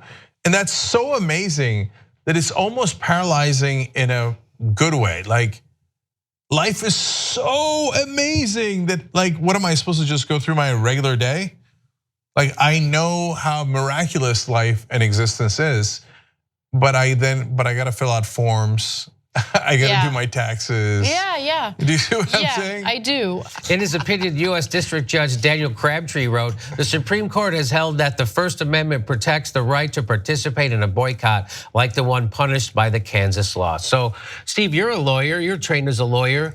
It seems really cut and dry. It's so cut and dry. It's like the most basic tenets of First Amendment principles. Yeah. The government cannot restrict speech, especially political speech. So there's more allowance for restricting commercial speech. So for example, you can't put up signage for porn or strippers in certain areas. You can zone that out. Right. So that's a restriction on speech, but that's allowable. But for political speech, if you want to restrict that, it has to be a compelling reason as a very, very high bar. Here, there is no stated reason. Right. And if the government doesn't allow you to take sides in a political discourse, that's the definition of tyranny and the lack of free speech. The First Amendment, the most important amendment in our Constitution, the basic foundations of a civil and free society. So I don't understand how this law could have ever happened. How is it that in Kansas, the Kansas state legislature felt, you know what we got to do? We can't have people boycott Israel. In Kansas. This is the best thing for Kansans or Kansasans, or I don't know what it is. Kansans. Yeah, the best thing for people living in Kansas is to prevent people from Kansas from boycotting Israel. What?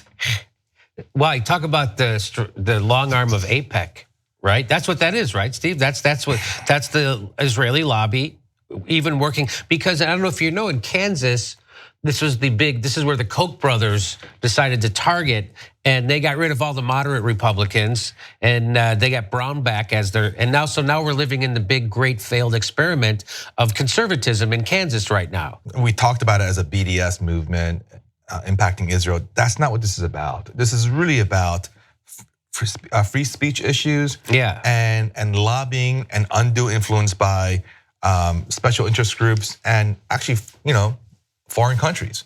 Yes. So the crazy and ironic thing is that money in politics, in this instance, money from AIPAC or whoever else, funded this law.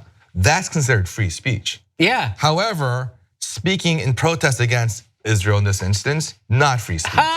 Right? So it's amazing how money, which is defined in this instance as speech and free speech, and you're un-American if you oppose it, is being used to stifle actual political speech.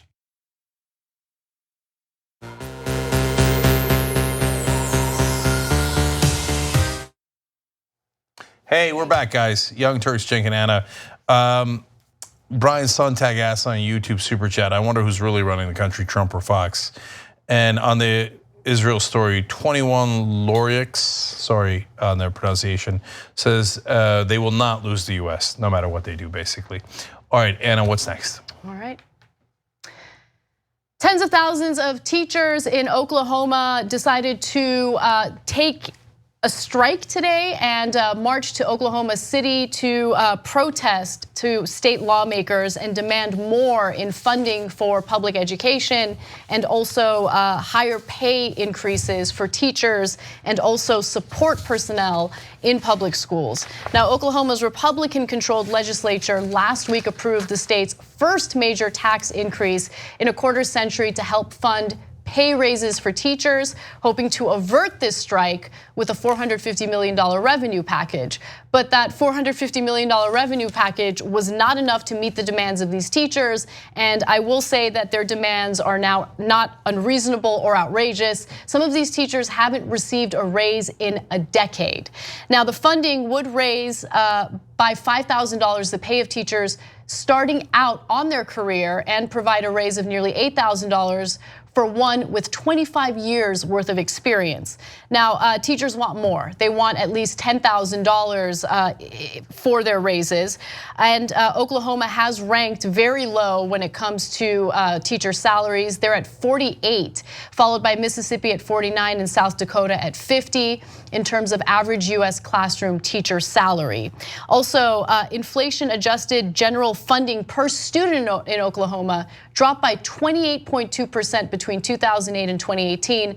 That's the biggest cut of any state. So some of these students have incredibly outdated books.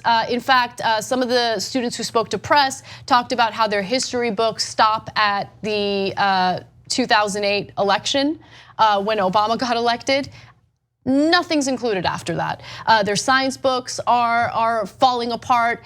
The teachers have to spend whatever little money that they make in their salaries to provide materials for their classrooms. Their classes are full, over full. And so what they want is beyond reasonable. They just want enough funding to provide a decent education for their students while also being able to provide for their own kids with the job that they have. So if you're wondering why they're not accepting the raise offer, first of all, as Anna pointed out to you guys, over a decade of not only stagnation in their wages, but decrease overall in education, cuts.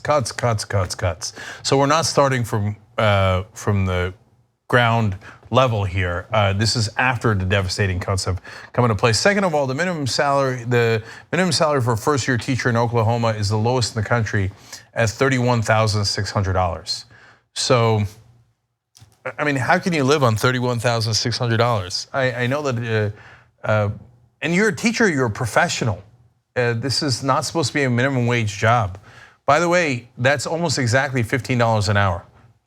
And that's what the minimum wage is in a lot of the bigger cities now.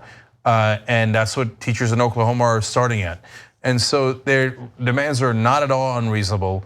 And some of them are in such dire straits that they're thinking of crossing the border to Kansas for a better situation. It's crazy. And Kansas has devastated their education budget, but not as bad as Oklahoma has. Why? Non-stop tax cuts for businesses, industry, corporations, fossil fuel industry, they got to get their tax cuts. So what happens? They got to take it from somewhere. They took it from your kids.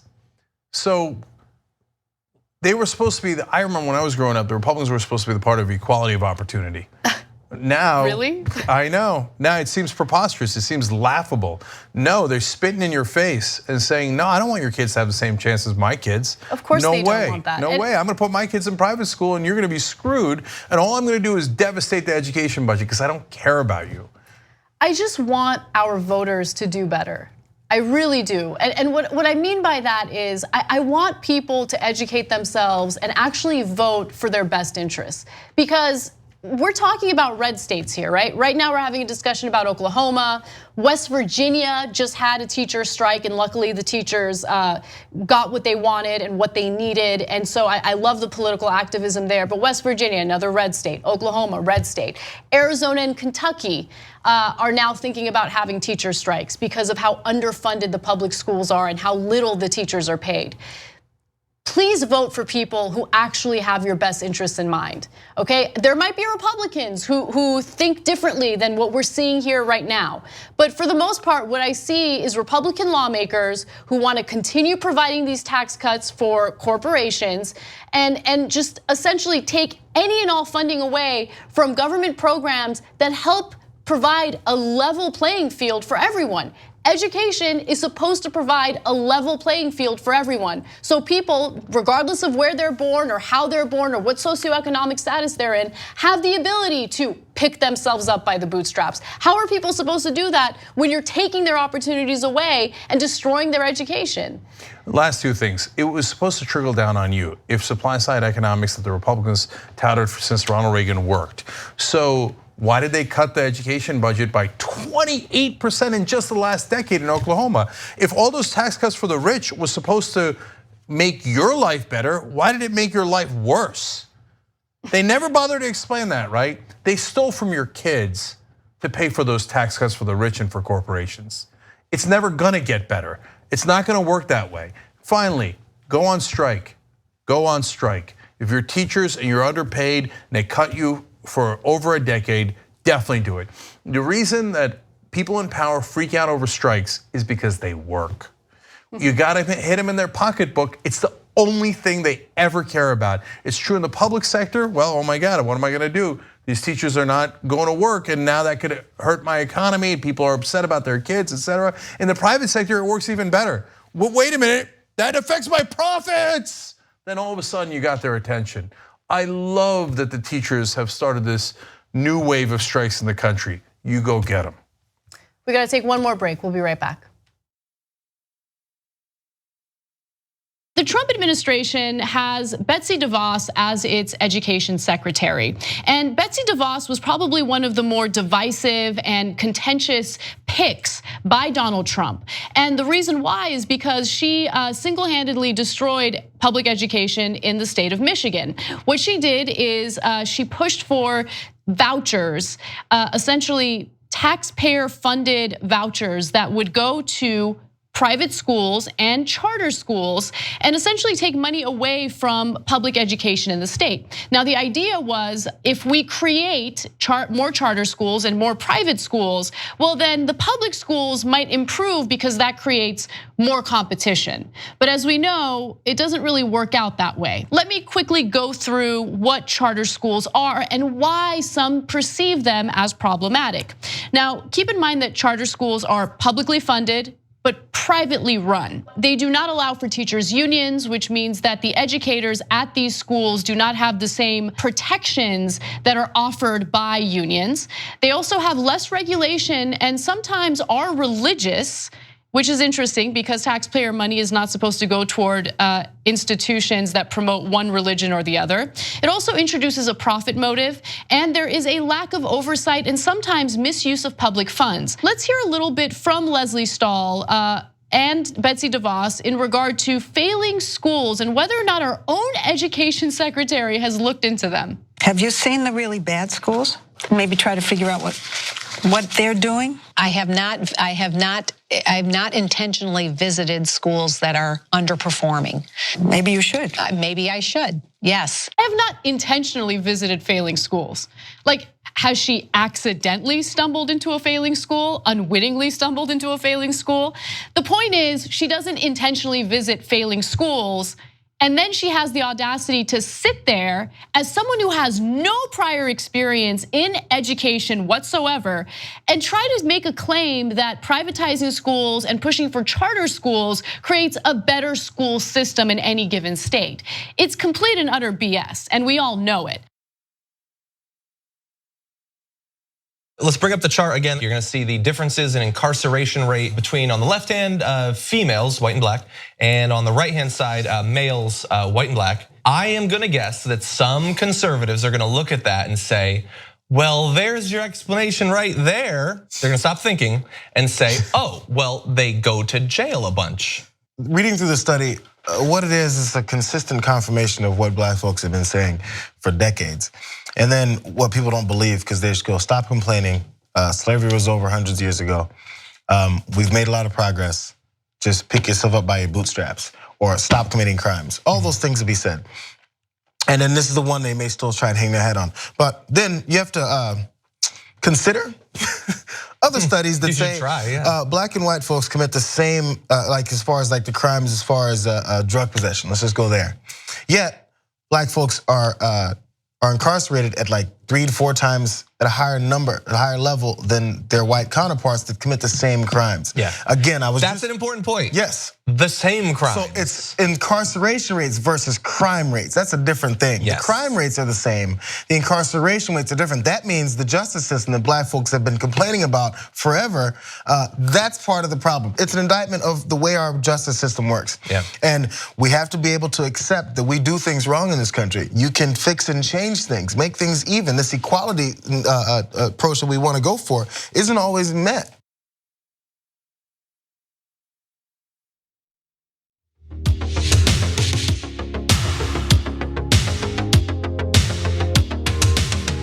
All right, back on the Young Turks, Cenk and Anna with you. Our members of the day are Witold Ferenc and Caroline Geese. Today on the post game, I'll tell you, I went to Jamaica. Did anybody recognize me as Mr. Jamaica? Well, hold.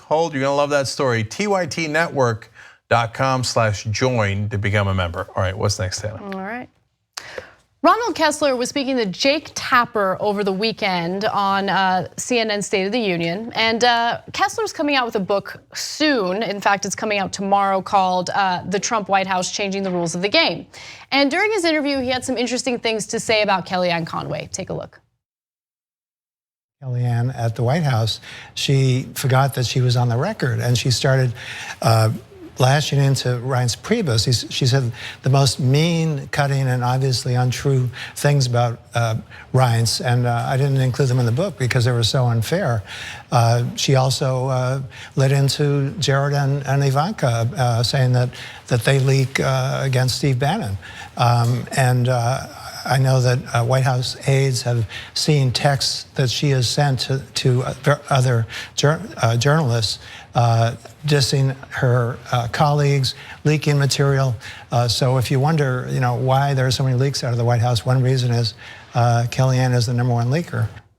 So that was an interesting statement, because when I really think about it, whenever there are leaks, they're never negative toward Kellyanne Conway. They're usually negative toward other people. So I could totally believe that she's one of the biggest leakers. Also, her husband has been quietly attempting to delete some of his critical tweets toward Trump.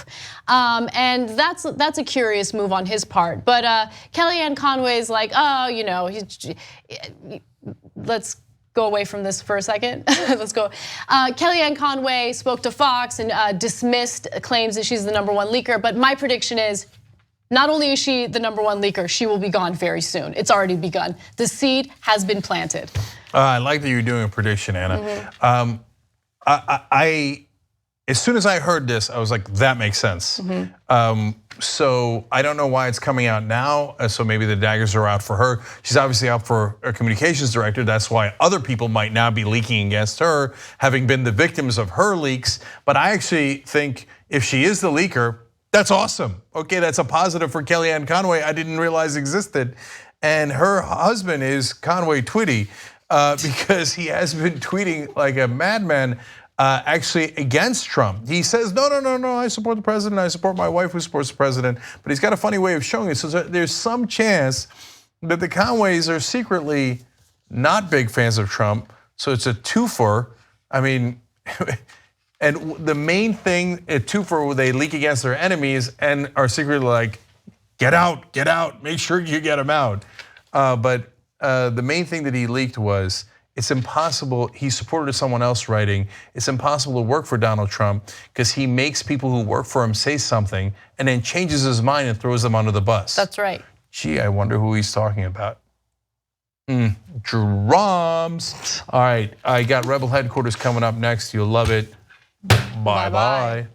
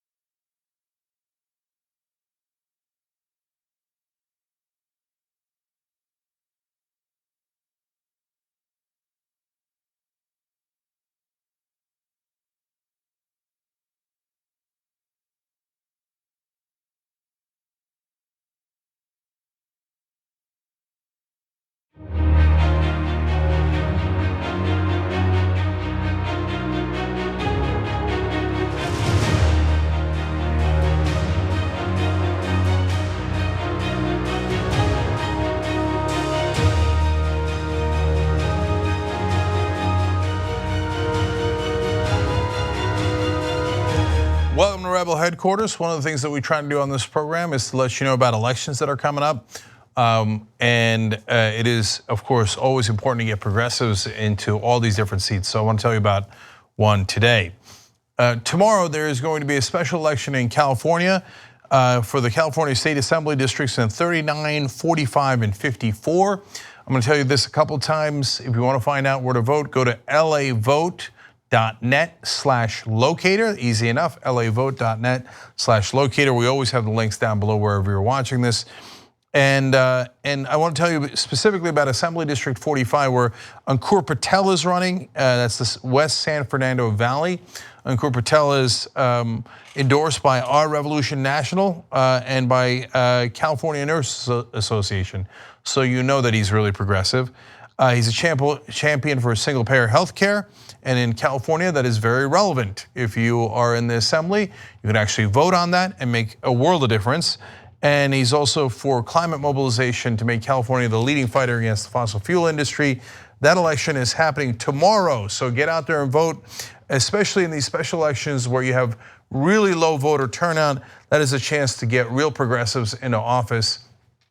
If you're more passionate about the issues and you care more, you can make all the difference. So be part of the solution.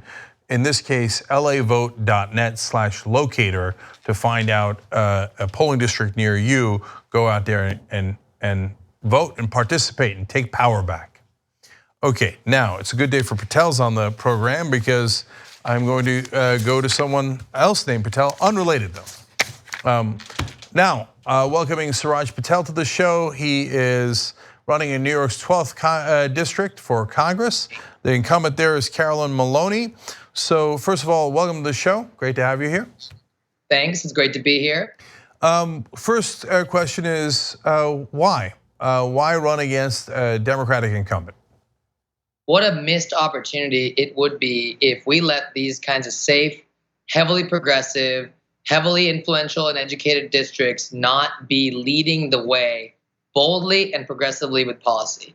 I'm challenging in this district because Democrats don't challenge each other enough, that we are so complacent in some of our safest seats that we're missing a massive opportunity to lead intellectually and form the basis of like a sound, future-oriented progressive policy. And it maybe was good enough, 10 years ago or 5 years ago to just serve in these seats. But this last election shows us that unless Democrats start really being boldly progressive and giving people something to vote for, an agenda to vote for, that we're missing a big opportunity. So I just don't believe that it's okay to issue the right press release and take good votes on bad bills and lose, and then do and move on. And so we don't have the luxury to be complacent anymore. So do I have this right? Is this district so blue that there's not even a Republican candidate in the race? That's exactly right. So blue, no announced Republican candidate. Huge Hillary turnout or margin. I can't remember what the exact number is, like 80% or something. So yeah, I mean, this is like one of the bluest districts in America. And how about Carolyn Maloney, the incumbent? What about her do you find not progressive enough? Well, look, the main issue for me is reforming our democracy, right? The representation we have in this country is significantly misrepresentative of the population as a whole. It's much more conservative than we are. And that's because of gerrymandering, because of voter suppression, and because of the corrosive influence of money in politics. Now, I can't believe that someone who hasn't had a progressive challenge in 24 years, nor a Republican challenger, still takes corporate PAC money from the very same industries she regulates, Wall Street, primarily, and real estate and stuff like that, and healthcare. And I just don't understand how you can say you're for overturning Citizens United, but then take corporate PAC money and then regulate Wall Street with kid gloves. She also voted for the Iraq War and more recently against the Iran deal. Now, that puts her in league with Donald Trump and not with Barack Obama on the Iran deal. And I just don't understand what kind of person would want that judgment to want to give someone like Donald Trump the discretion on renegotiating a nuclear deal is beyond me. And then I think one last thing I'd say, the era of triangulation in the Democratic Party ends with our generation. That the 1994 crime bill that put mandatory minimums and sort of signaled to the rest of the country to throw the key at so many people. 1 out of every 6 black males are put in prison by the time they're or incarcerated or on parole by the time they're 30 in this country. That is not a reflection of our generation's values. It's not a reflection of what the Democratic Party should be. We triangulated to look tough on crime. That's a stain in our legacy. She voted for that bill, and that generation of Democrats did. And then the same one, 1996 immigration bill. ICE is now a 50-state deportation squad, thanks to the discretion Donald Trump has to using this border security and customs enforcement force as his own terrorizing sort of 50-state mass deportation squad. And I was one of the first candidates. I was the first candidate in New York to call for a full defunding of ICE if Democrats take back the House in November. And it's because it's a moral imperative. If we know that the president is a racist and he's going to use this tool in a way that is arbitrary and capricious and that is race-based, that we ought to not give that to him. And so he's only using tools Congress gives him, and we ought not to give it back to him.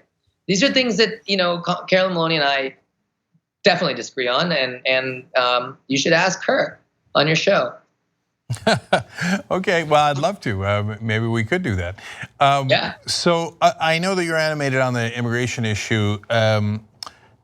You volunteered as an attorney to protect immigrants facing deportation on the Muslim ban.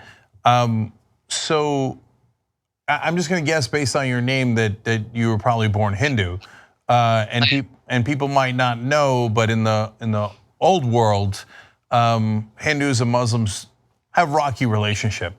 So in a sense, I guess Trump has brought us together, right?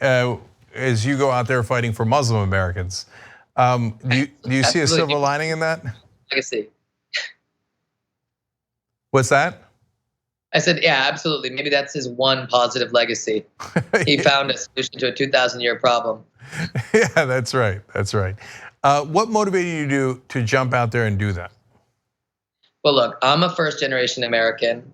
My family moved here from India about in staggered places. My great uncle moved here in 1960. A few years later, he called his brother over, and then then they called their wives over, and then my dad eventually in 1970. And so, really, long story short, I am the end of a long line of chain migrants, otherwise known as a family. And this is a near and dear issue to my heart, these social justice issues especially. But I think we, have an obligation to protect the most marginalized in our societies, and we circle the wagons around the ones that are being attacked by their own government and by forces of hate. And in this case, this president clearly shows a profound disregard and a lack of respect for our Muslim brothers and sisters who have every right to be in this country just like you and I do. The First Amendment guarantees that. We don't impose religious tests on people here. And so we're going to circle the wagons for the people that they're coming for. And so I thought that was obviously a really important issue when that came down. And I live near JFK, and I'm an attorney by training, and I decided to head out there and be part of the ACLU's effort just for 1 weekend. But it was pretty crazy, but that's just the world we live in right now. We've got to all roll up our sleeves and do something. So Suraj, I don't doubt your education because I see here that you studied political science at Stanford. You got your law degree at NYU, which is a great law school, and you got a scholarship at Cambridge, and the list goes on and on. But I'm sure the audience is wondering, as they do in all of these races, you made your case against Carolyn Maloney, but how do we know you're the most progressive in the race overall? Because there are other Democrats. I believe that it's only going to be two of us in this race. So I'm definitely more progressive than her. And look, I mean, I worked for both.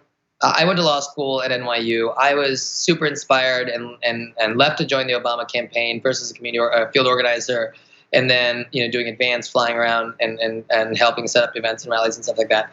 I understand the power of a positive movement for social change. I understand how people react when we include more people in the process, when we listen to people and give them something to vote for rather than a lot of things to vote against. And that seems to be lacking, generally speaking. I'm looking at, this whole year after the last election, I helped start an organization called The Arena to get young people to jump in the political arena. We thought there was a dearth of authentic progressive voices running for office. And over the course of the year, I'm sitting there watching as people are launching candidacies and seeing how consultants from the DCCC and DNC surround even good, like legitimate candidates, and then put them in a box to raise a ton of money and blow it all on TV and mail 6 weeks out before the election with their affiliated buddy mail and TV firms and all of that. And I realized, wow, the way we do politics is broken. We're take real progressives and beat that out of them by the time they get out the other side in November, and it leads to a very uninspiring politics that leads to 26% of America giving us Donald Trump, with about half of America so checked out they don't even bother to vote because they have nothing to be voting for. And to put it in perspective, Cenk, this district that I'm in, the only election of consequence is the primary, and yet last 2 cycles, approximately 8% of people decided to go out and vote in the primary.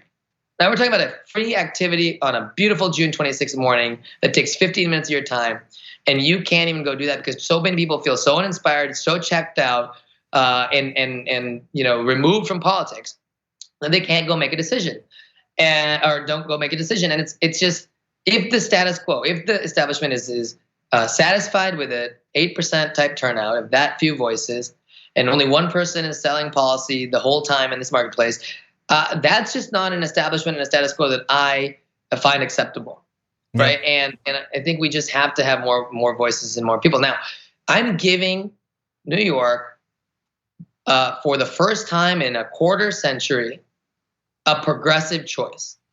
That none of these folks who who occupy some of these districts in touching Manhattan, Brooklyn, and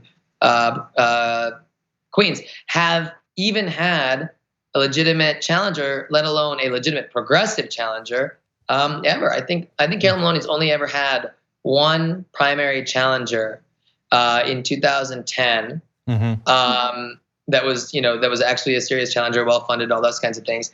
And that person challenged her as on a pro Wall Street platform after Turk. And so really New York hasn't had a choice, a true progressive choice. So Suraj, we're out of time, so I'm going to do yes and no on these policy positions real quick. Medicare for all. Yes. Taking money out of politics, not taking corporate cash. Done. Pathway to citizenship for dreamers. Obviously, and the other 11 million undocumented immigrants living in this country. Legalization of marijuana. Yep. And how about one last one that's harder than a yes or no? Term limits. I am supportive of term limits. I don't know what that length is right off the top of my head, and we've been talking about and kicking around putting out that policy. But I am a fan of term limits. I don't believe anybody should be turning themselves into a career politician in the same office and getting comfortable and complacent because of it. I personally, think that 8 years in 4 congressional terms is sufficient. And if you're not accomplishing more after that, and if no, this is the thing. Like, I don't know whether that's 2 terms for Senate and 4 terms for House or what. But yes, I am for term limits, and we're open to listening to arguments about what that length ought to be. All right. So it's out of the box thinking. I like it, and you're giving people a different choice, which I appreciate as well. To me, you're absolutely right about one thing, undoubtedly, although I agree with you on many things, which is primaries are monumentally important, and that's where you get to make real decisions. By the time you get to the general election, it's almost always a false choice. So everybody, check out the links here. Suraj Patel at NYC. I'm sorry. .nyc, that's the website, surajpatel.nyc. And then you got the donation link and the volunteer link. Those are all really important. And those links are all at the bottom of the video, in the description box on YouTube, in the comment section on Facebook. Suraj Patel, thank you so much for joining us. We appreciate it. All right, thank you. All right, we're going to come back with a woman running for governor of California. She's been involved in California politics a long time. Can she defeat the giants running in that race? We will talk about it when we return.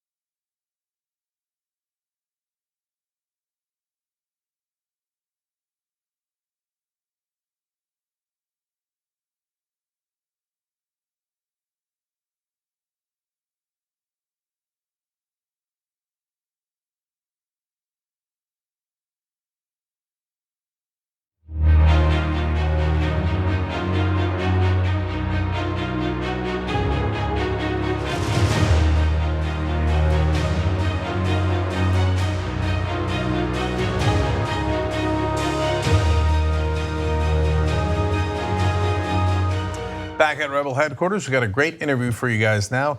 In studio is Delane Easton. She's running for governor in California, along with 30 other people.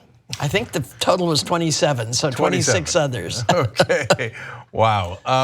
So Delane, there's an excellent case to be made that you're the most progressive. We'll talk about that in a second. You've been involved in California government for a long time, and so you've got that track record. We'll talk about that as well.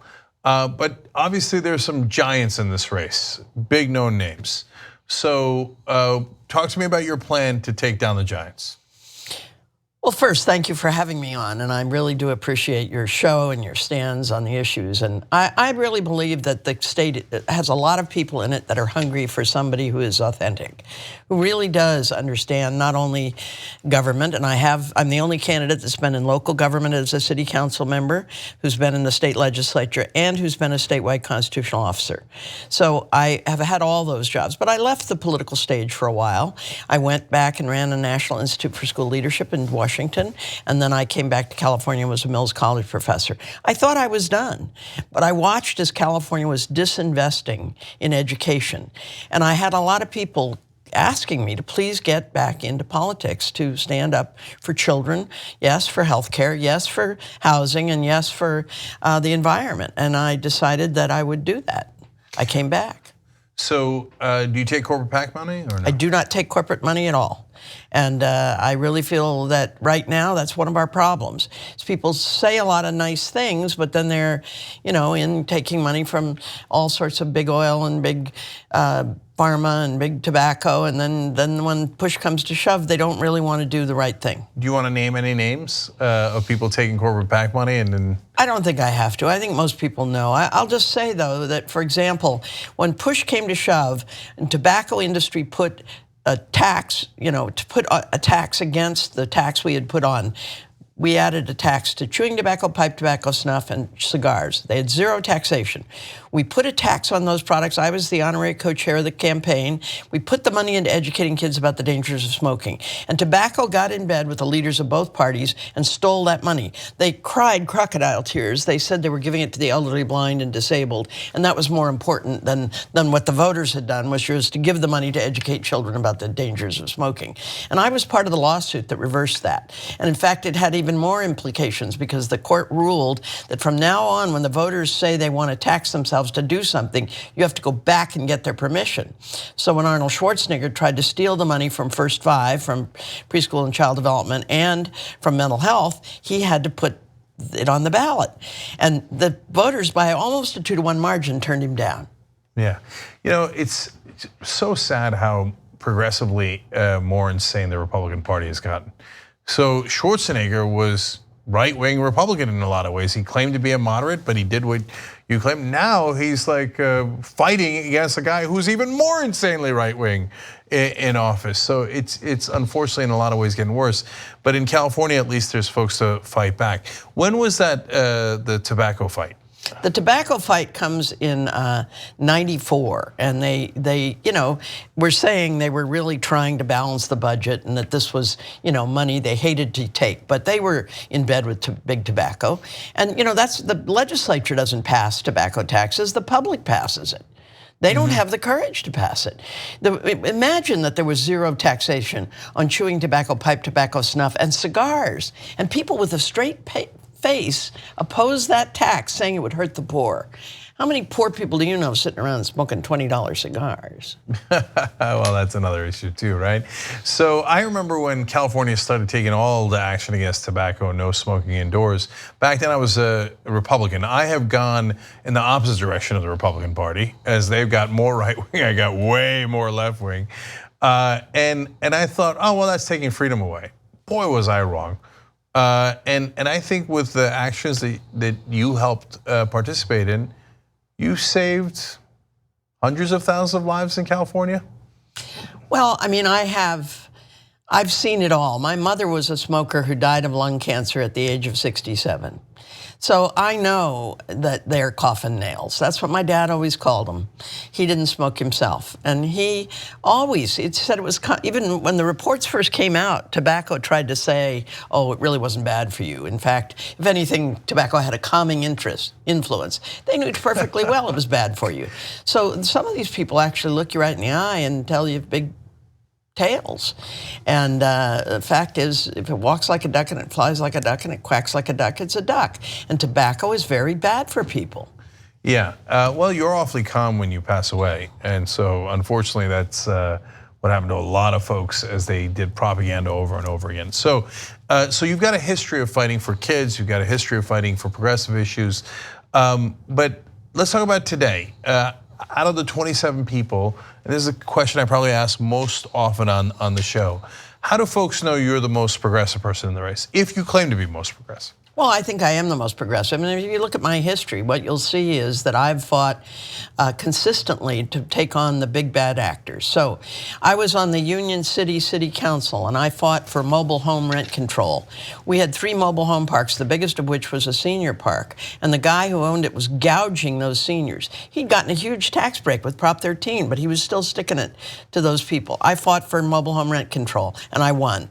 Then I fought to get PG&E, went to the state of California and got a permit to put PCBs right downtown Union City in an unguarded park with not good fencing, right next to the BART station, a block from the high school, 3 blocks from an elementary school, near not only downtown but near housing, and right below the Masonic home where the average age was 86 years of age. Most dangerous place you ever could have put something like that. They didn't even tell the city it was there. We found out about it inadvertently. So we sued PG&E to get that stuff out of there. And they countersued us as individuals.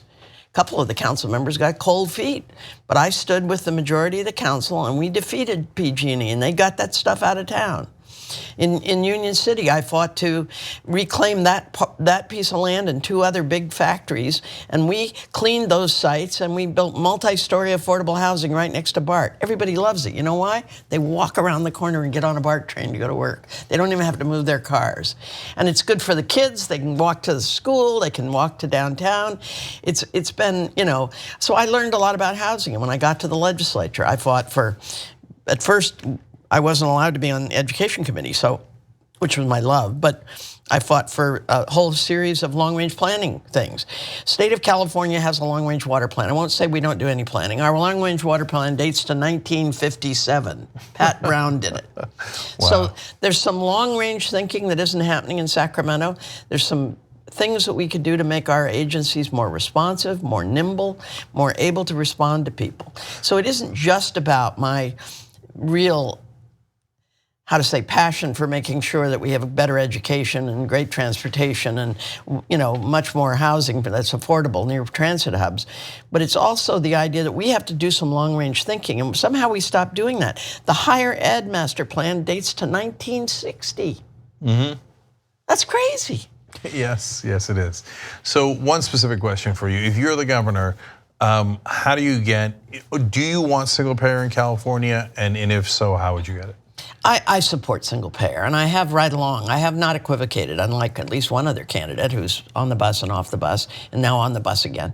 But the fact is that we are spending more, and we have people that are sicker, that are going bankrupt, that are dying because we don't have a system to cover everybody. If you look at the rest of the first world, Canada, most of Europe, what you'll see is they have some system of guaranteed health care.